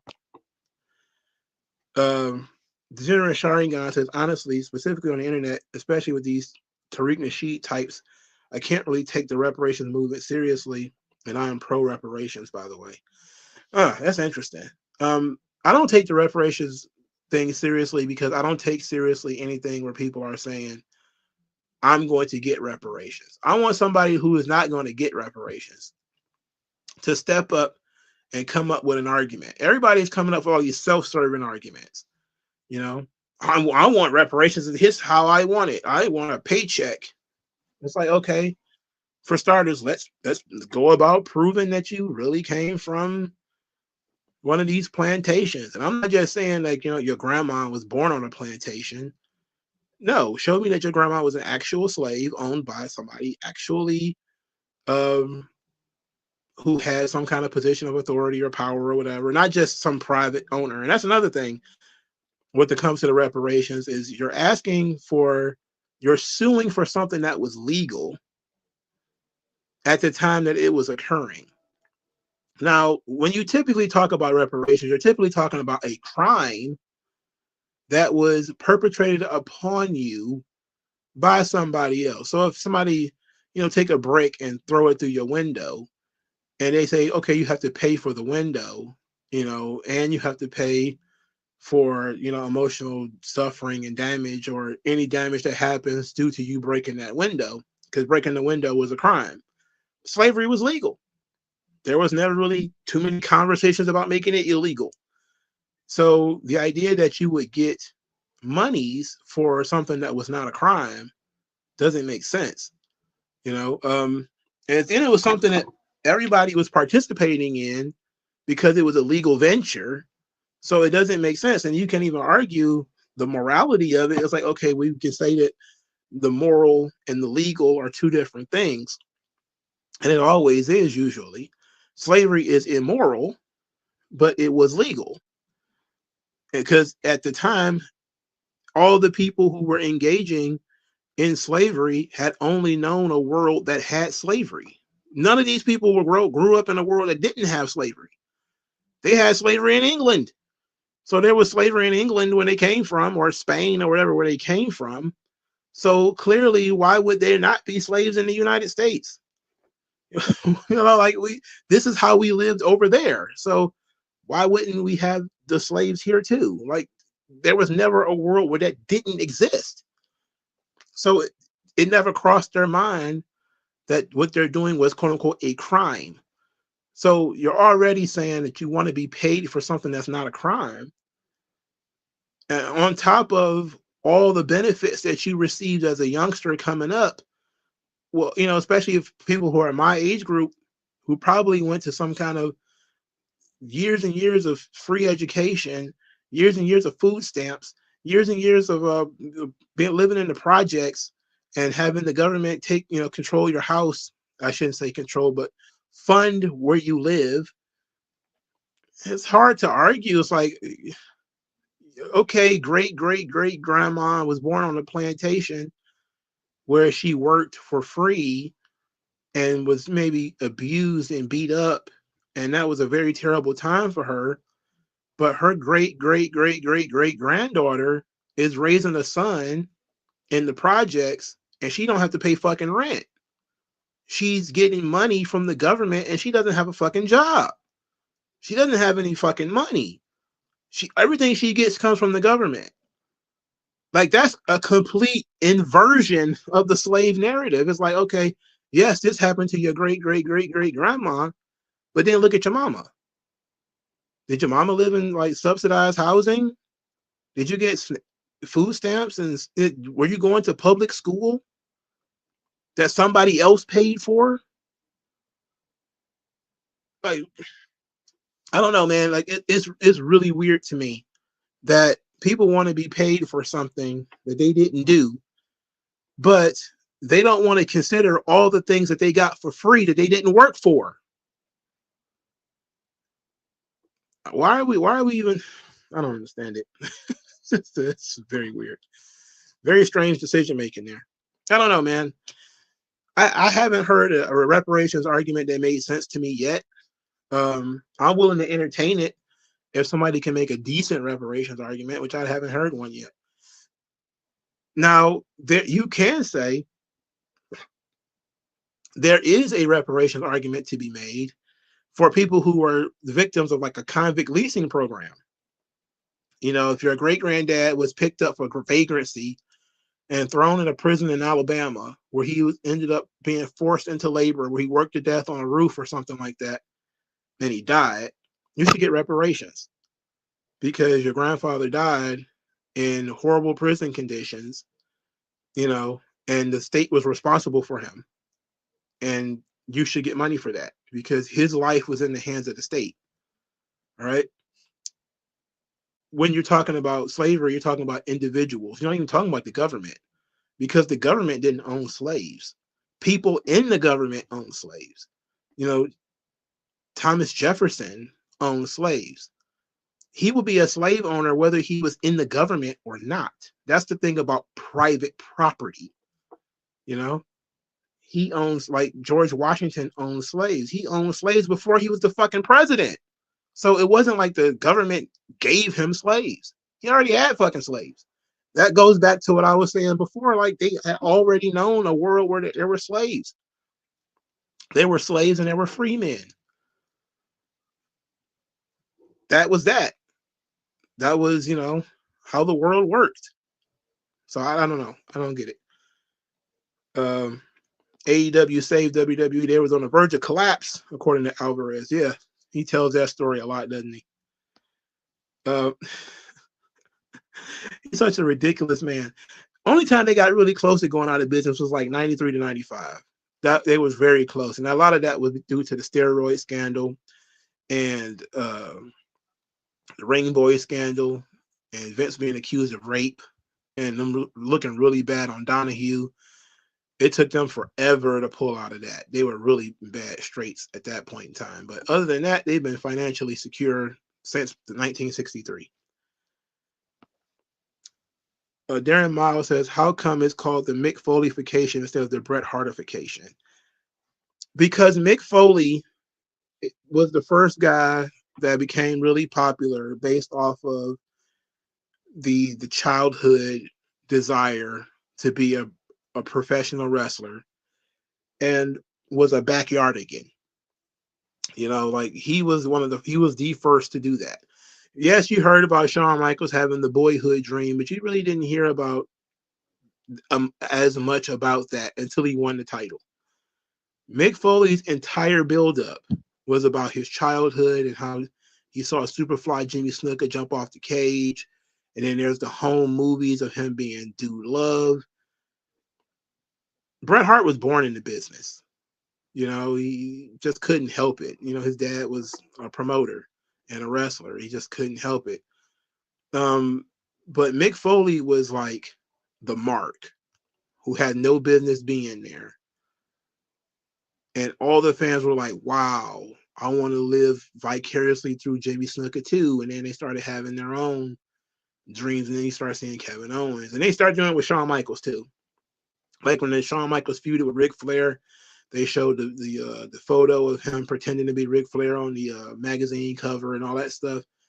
That stuff became so prevalent after Mick Foley. It was fucking everywhere after Mick Foley. It's his fault. It's his fault. And Vince falling in love with that story has made that story the number one story when it comes to like fucking indie wrestlers right now. The Generation Sharingan says, why are the fans so pro Triple H? Why do marks love Triple H other than the black and gold era? Heck, he got his ass kicked by Tony Khan consistently for a year. That's why they like him. He gave WWE jobs to their favorite indie wrestlers. Guys that Vince wouldn't have even looked twice at. And this was proven by the fact that Vince looked at them once and got rid of them. Guys like Adam Cole and Kyle O'Reilly and Roderick Strong, he brought all of those guys and gave them a platform in WWE where they can go in there and have their ROH type matches, their PWG type matches. And he didn't really do too much with them. They still had to do some WWE stuff in terms of character and promos, but the matches were left completely to them where they can do 500 Canadian destroyers. And everybody was like, Triple H is the best because he just went around bringing in 5'6" indie dudes like Johnny Gargano. And that's why they love him so much. And he brought in Asuka, who was the greatest signing in the history of the 2010s, I think. I think the biggest, most important signing was Asuka. She changed everything. She's bigger and more important signing than Nakamura. Bigger and more important signing. Well, the second would probably be Cody. But Asuka changed everything. That's when he realized WWE was taking women's wrestling seriously. This is when women's wrestling finally started, and the women in Japan finally started. There was an opportunity in WWE, and so many of them wanted to come over here. And when she got the push, she got to win the Royal Rumble and all that kind of stuff. They were like, oh shit, even Vince is willing to give, women the opportunity in WWE, even though she doesn't speak great English. Asuka is a very, very, very important signing, and it was a mostly Triple H thing. Shit, what's this in my eye? What is my opinion on Harley Cameron? She has great big old tits, and she's very silly. She's very, very silly. Darren Miles said, what are your thoughts on WrestleMania 35? And will we ever see another women main eventing on that level in WrestleMania again? I do believe you'll see a women's main event. It'll probably be Bianca Belair and Rhea Ripley that you'll probably see as the main event of WrestleMania. Now, in terms of WrestleMania 35, I don't even remember this show. I just remember that Bianca and Bianca and Sasha main evented this show. I think McIntyre and Lashley opened it. No, that's not 35. That's 37. 35 was what was WrestleMania 35? Because 36 was the Pandemic Mania. WrestleMania 35. I don't know. Fuck. My brain's slipping right now. Darren Miles says, with TNA being relevant again, what are the future of NWA and MLW? Well, NWA is starting to spend some money. They're bringing in Rhino, they're bringing in Natty for their Crockett Cup show. So they're starting to spend some cash. I don't know how that's going to work out for them. MLW has been spending a lot of cash since they got some. I don't know if they're actually making any money, though. But they seemingly are just going to keep chugging along. MLW has hitched their wagon to Matt Riddle. Good luck with that. Just like Mistake says, don't you think it would be better for a human race as a whole if CM Punk didn't reproduce? You know, it might be better for the human race in its totality, but it would be good for Phil in general to have some responsibility to the future. And maybe he wouldn't be such an insufferable jagoff. And besides, one or two extra kids wouldn't hurt the planet too much. I don't think his kids would turn into Hitler or Che Guevara or anything like that. They'd probably just be painfully mediocre people. How would you freshen up Cody? Well, keep him off TV for a while. Then you bring him back as a fiery baby face, and then you distract him. Put him in there with somebody else so that the character has, some kind of obstacle to overcome. Sharingan says, how do you feel about one of the Rock's writers, Brian Gewitz? Anti-Marks praise him. Is he really good? Well, did you like parts of the Ruthless Aggression era that he was involved with? Because that's where he came from. He was the guy who came after Russo. So if you liked that era, then you probably liked Brian Gewitz. I don't think Brian Gewitz wants to take the pay cut to go work for WWE. Now it would be something that I would be considered with if he came to him taking over, because I don't necessarily hate the Ruthless Aggression era, and I think he's got more time away, and then without Vince being there's some opportunities to do some fresh things, but I think he likes working with The Rock because he can make some more money. How do you make Bayley great again? / how come people call Bayley Auntie Pam? She looks fine to me. I call Bayley Auntie Pam because she's an older woman with no children. So she's an auntie. But making Bayley great, I don't know. I don't know what you could look. Sometimes people just need to recognize what their role is in life. Bayley wants to be like Becky Lynch. That's sad, because if that was going to be the case, it had happened by now. It's not going to happen. At least I don't believe it can happen. I have always said that she's basically the Chris Jericho of the group. She's a utility player, a high-level utility player. She's Christian Cage. She's not meant to be the big market super duper star, but she's great in her own way. What are my thoughts on Big Pun? I like Big Pun. I liked his first album a lot. Second album was okay. I liked the first album a lot. I liked his features a lot. He had amazing breath control for a guy who was 500 pounds. He was huge. He was a huge, huge guy. My favorite Big Pun song is on the first album. There's like two different versions of that goddamn song, so I want to look up and make sure I got the right version of the song.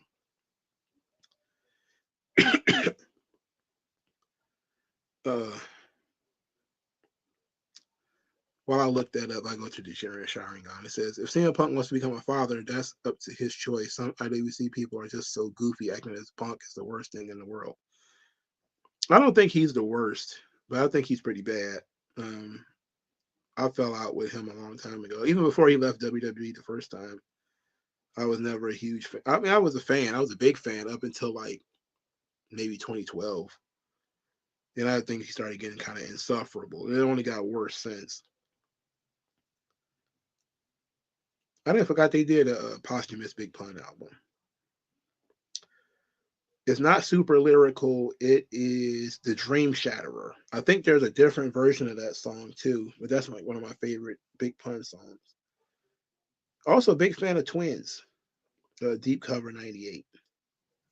You came up, big fan of that too. Treasure Leashes, also a pretty good track from Big Pun. Uh, yeah, baby.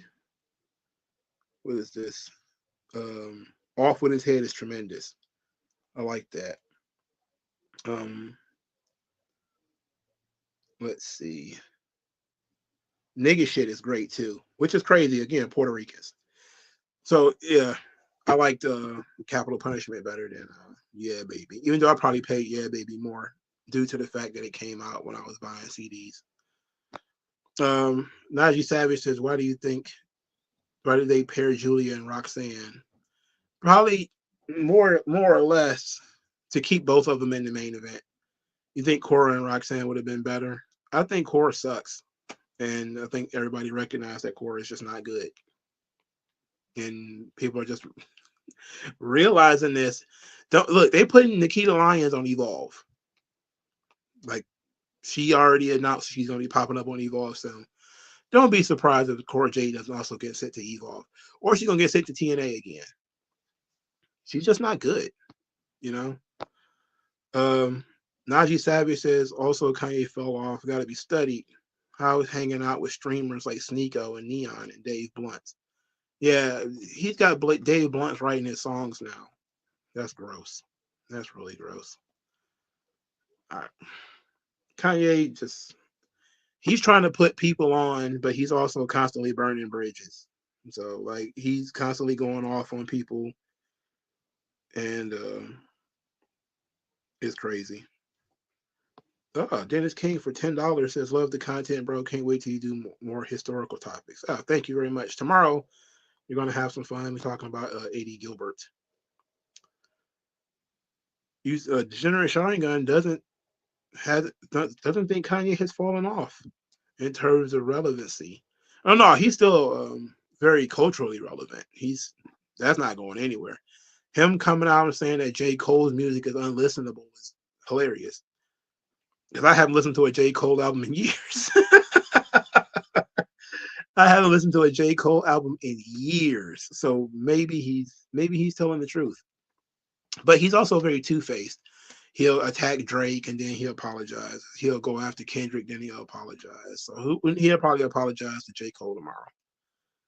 I think Ike the Don thinks War Games suffers from it being a pay-per-view, just like Hell in a Cell suffered. Maybe. That might be the case, but at least it made sense, though, because the Bloodline was a long-running faction. So having that kind of match made a whole lot of sense. Ike the Don says, I've seen someone make a good comparison with Baron Corbin being the modern-day version of Test. That's, Baron Corbin being a modern-day version of Test. I don't think so. I think they wanted Test to be a top guy. I don't think they ever wanted Baron Corbin to be a top guy. I think Baron Corbin was given everything that he was given to make him more valuable exactly where he was, which is replacement for Kane. Believe it or not. Do I think TKO is going to buy a Japanese promotion? I absolutely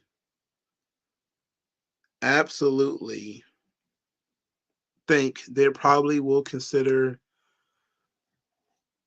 depending on the financial situation, getting Noah. Or I don't know. All of those promotions got to be floundering. But if New Japan is suffering as bad as they're suffering, and we know they're suffering pretty bad. If they got the flu, then what the hell does Noah have? How the hell is Dragon Gate and all those companies still alive? The only problem is the Japanese are very protective over home markets, and they probably wouldn't let WWE buy them out completely. But it would have to be something. I'm pretty sure they got something in the laws. They have to sell it to a Japanese person or something like that. It just feels like Japan would have that kind of thing in there. Even though they did allow the UFC to buy Pride, so maybe they will. But I think they've already cozied up with Noah, and if the worst comes to worst, they'll probably buy Noah. But there's a bunch of Japanese promotions over there they could probably purchase if they wanted to buy one. WG Field 2 says you blocked my account from a live stream. I have questions. Check to refresh the comment section of the community post. Oh shit! I blocked your oh shit. I don't know how to unblock people. I block people by mistake all the time. I don't understand what the hell that happens. Let's see. You say you put questions in here.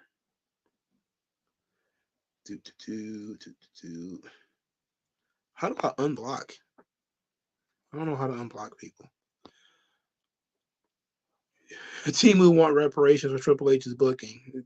Damaged our beloved WWE. The Generation Sharingan says, wasn't the American colony country of Liberia a form of reparations? The free trip back was probably a form of reparations. They didn't have to pay to go back. Well, some of them did. They paid to go back with Marcus Garvey. But, Question. He says, there's a 50% chance that I got a date for the Thunderbolts with a psychology major. Any advice? Go see something else. Don't go see Thunderbolts. Go see Sinners. That's probably a better date movie, depending on whether they're like into that kind of stuff. But if you have to see, or you just want to see Thunderbolts, or that's something you guys have decided you're both into, then just take it easy. Don't expect too much. You're the man. You have to lead, but don't be too aggressive. That's just kind of how playing the game is. Do little things and see what her response is. Don't be a creep or a weirdo if you can help it. Do things that feel natural to you. But don't feel like you need to rush to do too much of anything. And also, congratulations. Lover Girl 788. What brand do you see, Joe Hendry? I already went through that. The Hardy Boys coming? No, they're not coming back. The Generation Sharingan says, and what makes the reparations movie hard to believe is that these are Black YouTube content creators that actually believe in the operational American doctrine. I don't like. To me, it feels like a grift, and that's probably why I don't trust none of these people. Yvette Carnell, Tariq Nasheed, that other guy. The other guy just ran a grift on the Tulsa race massacre. I believe he was behind that. He's another reparations dude. He's a lawyer of some kind. I don't know what his name is. I've seen him on Twitter a lot, but I don't remember what his name is. I think he was the lawyer for the Tulsa race massacre lawsuit recently that got thrown out. He's one of these woke lawyers that's trying to rewrite the law or restructure laws and stuff. It's just a really ridiculous gaggle of people, And Yvette Carnell is just a fucking Democrat. That's really all it boils down to. It says, did I hear that WWE may buy out Joe Hendry's contract? I don't think he's worth it. Like, why?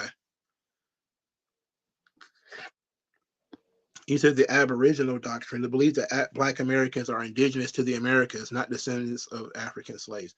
Oh, okay. They came before Columbus. Yeah, one of those people. Here's the thing about that. If you say that Blacks are indigenous to the United States, then they're not the victims of the transatlantic slave trade. So how do you get reparations if you're not a victim of a victim in quotations, of course, of the transatlantic slave trade? I don't understand that. You hope Joe Hendry comes to WWE and win a championship. What, like, he could probably be an intercontinental champion, I guess. Were you ever involved in backyard wrestling? I swear I started typing as you said backyard. I got involved with like some trampoline wrestling as a youngster, you know. 35 was Becky, Ronda, and Charlotte, Seth versus Brock, and Kofi versus Brian. Okay, yeah. I was about to say I don't remember Bianca and Sasha main eventing WrestleMania before the pandemic. I knew that had to be afterwards. Yeah, I heard about them having a second baby. That's great. I think this is about to be like Corey Graves' 5th kid or something. Why are wrestlers so cringy? Now, back then, you think that cocaine and ring rats would solve the problem.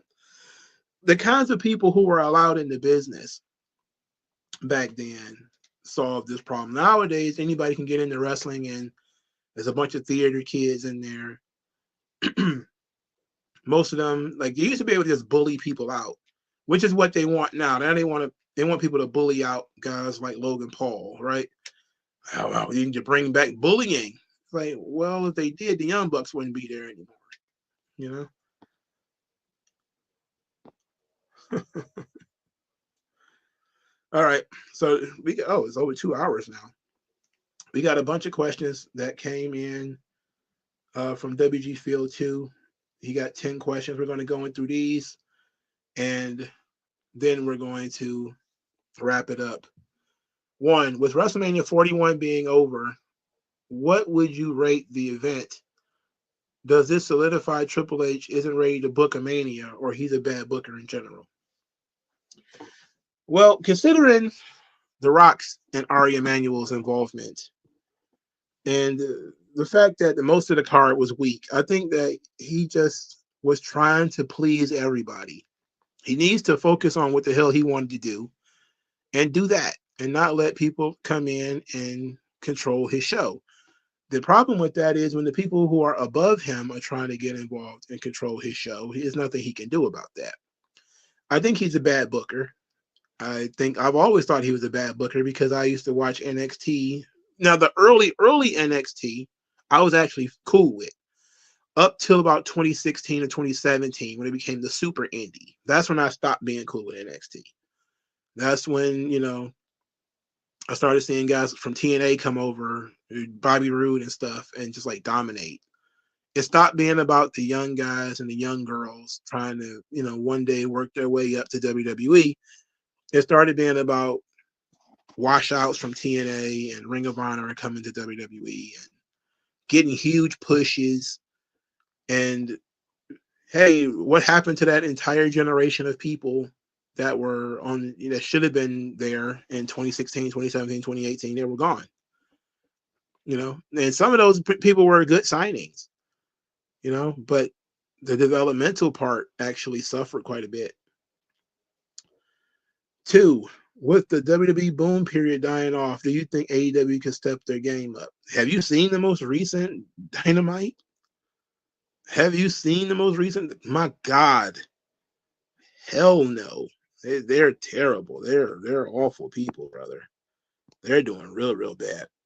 Real not good. Real not good. 3, do you think benching talent is good? How long should you bench talent before bringing them back? I think that anything that gets the results that you're looking for works. To be quite honest, I don't think that most talent has been benched. All right. I think most of the time there's just not enough room for everybody. And that's not the same thing as benching somebody. You bench people when it's a punishment. That's what Nick Khan was saying, is we don't sign people to bench them. Saying that we really don't have a place for somebody right now isn't benching them, because they could be doing something else. Because Kevin Owens still has a job and he's not wrestling. Big E still has a job and he doesn't wrestle. Natalia is doing indie stuff, but she's also been training people in the dungeon or her dungeon. She's been doing stuff. People keep getting the wrong idea that you're not wrestling on TV, therefore you're not doing anything. Now, somebody like Dakota Kai probably isn't doing anything, if we're being honest. But she's not being punished for anything. She was in a faction, and fucking 3/4 of the faction is injured. So she can come out and do a bunch of jobs and work speed if she wants to, which is probably what I would do. That's why that shit exists. I dump her in NXT for a while, dump her in Evolve. Oh, you want to work? Okay, just go. And all these people say they want to see you. Okay, go work Evolve for a month or two until Kyrie comes back or until Asuka comes back. We'll see if these people really care about you then. No, you're not. She's not been. She has not been benched because there was no punishment attached to this thing. Mustafa Ali got benched. He was on TV regularly, and then he started tweeting crazy at WWE, and they put him on his back pockets for months and months. 4, if you were to tell Mongo from when you started the channel about WWE and AEW, what our 2020 Mongo would believe, be shocked about, or happy about? I believe that if I told 2020 Mongo Vince McMahon would not be there anymore, it would probably be the full range of emotions. I would 100% believe Vince McMahon got in trouble with some woman, because that's 100% believable. The fact that he sold the company would be unbelievable. That would be unbelievable. But that Vince got into some kind of trouble because of a girl, absolutely. That Triple H is running the company, would believe that too. That AEW had died down and now we're running smaller buildings, I pretty much could have told you that was going to happen back then, because I knew that it wasn't going to last. That CM Punk was going to be wrestling, I probably would believe that. The fact that he was back in WWE would probably be the thing that I would be questioning the most, considering the amount of heat between him and Triple H. John Cena being a heel, that would be easier to believe, realizing that Vince doesn't run the company. Same thing with CM Punk being there. You know, with other people running the company, they're willing to make fan-friendly decisions. It makes it easier to understand. So there's some things I would absolutely believe. Something I would be happy about, or I don't know if there's something I could be happy about. I guess Stephanie doesn't work there anymore. 5, if Mongo was hired by Triple H for a week, what are the top 5 title changes, creative, hiring, firing decisions we would see? Main roster only. All right. One of the first things I would do is, if you have been sitting at home for a long time, I would absolutely try to get you involved with the show. So guys like Apollo Crews, people like Dakota Kai, other people who I just not have seen a lot of, and give them an opportunity to get involved with the show and get as many people on the show as possible. Then you just go from there. How many of these people really just don't work, and there's nothing you could do? But part of the reason why there's so many people and there's so few people getting over, they don't use the tag team division. A guy like Apollo Crews, okay, you don't want to use him as a singles act, make him a tag guy. Get him a partner. You know, Dakota Kai is another one. Get her a partner. Work your tag team division. It's the best way to get multiple people on the show and featured and all that stuff. That's one of the things I would do, is I would work my tag team division. Obviously, there would be some cuts. Main roster cuts would be a little bit more difficult, because once you start actually using people, you know, in tags and making them managers, or putting them in storylines or whatever, it makes it harder to cut them. And hell no, you might want to cut somebody. Like I might want to cut Dakota Kai, but if you put her in a storyline and she gets over, then hey, you don't have to cut her. You know, so I would first try to save people's jobs, because it's never in my idea to fire people first. You know, I would always try to save people's jobs first, and then the cuts would come, and then the cuts would be heavy, because I can tell you that a lot of people, no matter what you do with them, they're just not going to get over. 6, you're hired as a mediator for WWE. What incidents would you want to mediate during their peak beefs? Hogan and Savage, Hogan and Warrior, Shawn and Brett, Edge and Matt, Triple H and The Rock, Charlotte and Becky, Cena and The Rock, Sasha Banks in general. I don't want to be in the middle of Hogan and Savage because Savage is paranoid and psychotic. I would not want to be involved with that.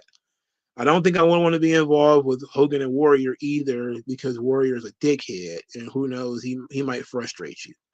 Shawn and Brett, you might be able to get in the middle of this because a lot of this is Shawn's behavioral problems and Brett's maturity issues. Brett's been waiting forever to be a top guy, and you feel like Shawn's just going to swoop in and take his spotlight.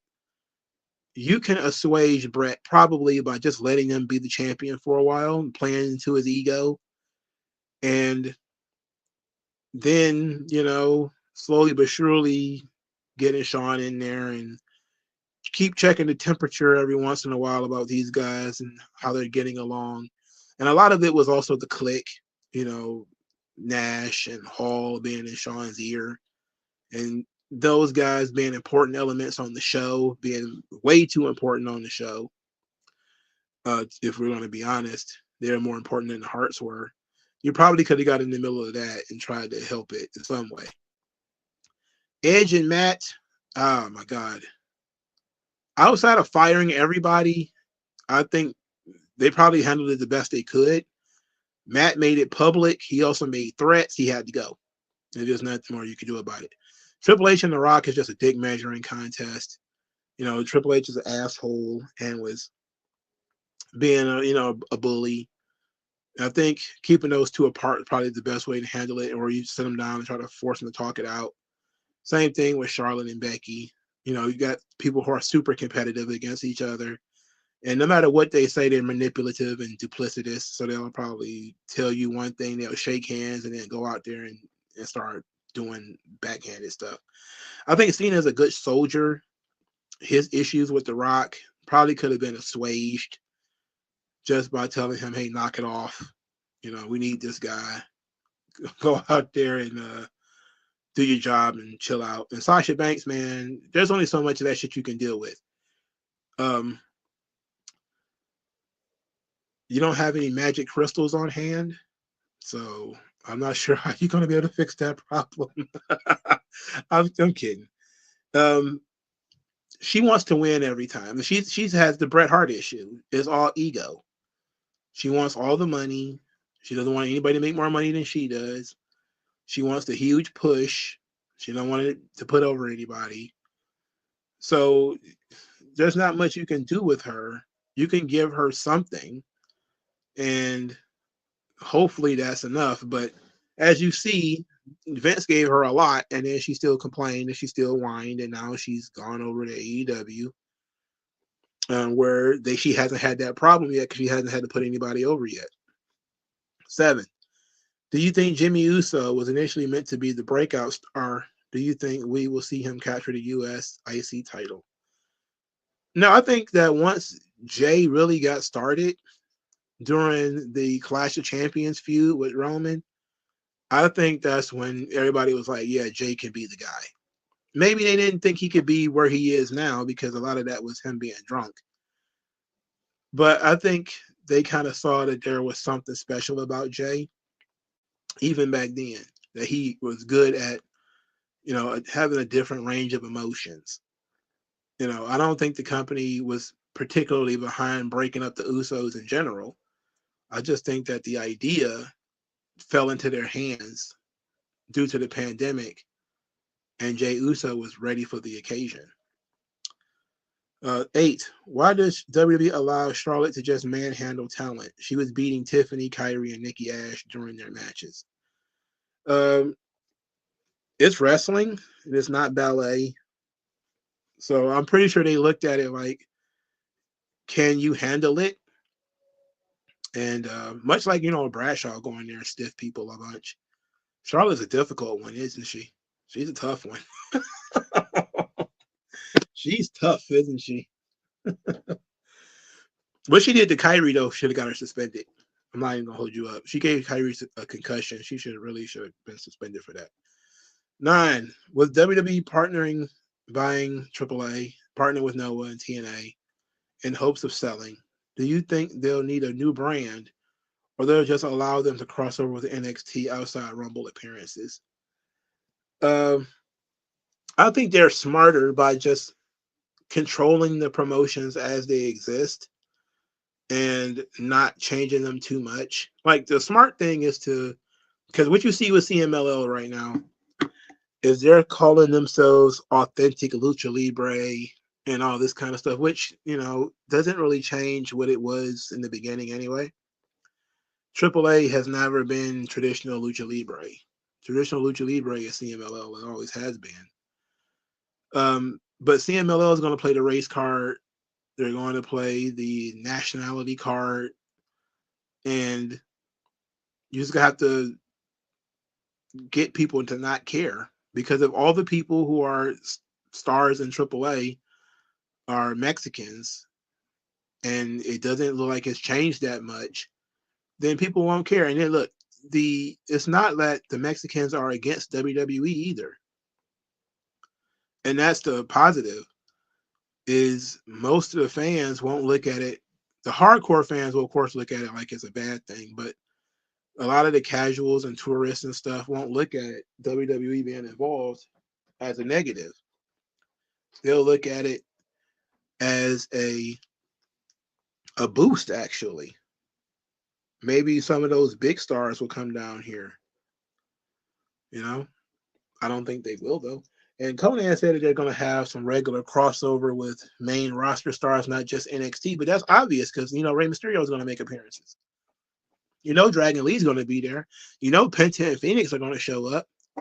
These guys are coming to Mexico to be huge stars. Fucking Andrade is going to go to AAA and be a huge star and make tons of money. It. This is about to be a big deal. And all these guys are Mexicans. So CMLL trying to play the whole 100% Mexicana bullshit is not really going to, it's not going to help them in the long run.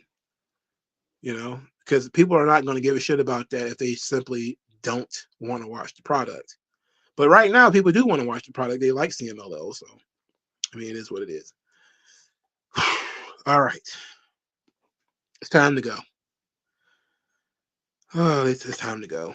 All right. Thank you guys for stopping by. I appreciate it. I'm going to try to find a way to unblock WG Phil. I don't know how I blocked him. I blocked somebody else too by mistake.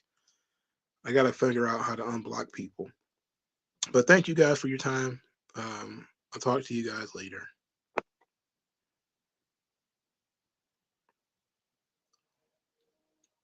Wait a second. What's happening? And I didn't end it yet. I didn't end the damn thing yet. Oh, okay. There we go. There we go. There's the end stream thing.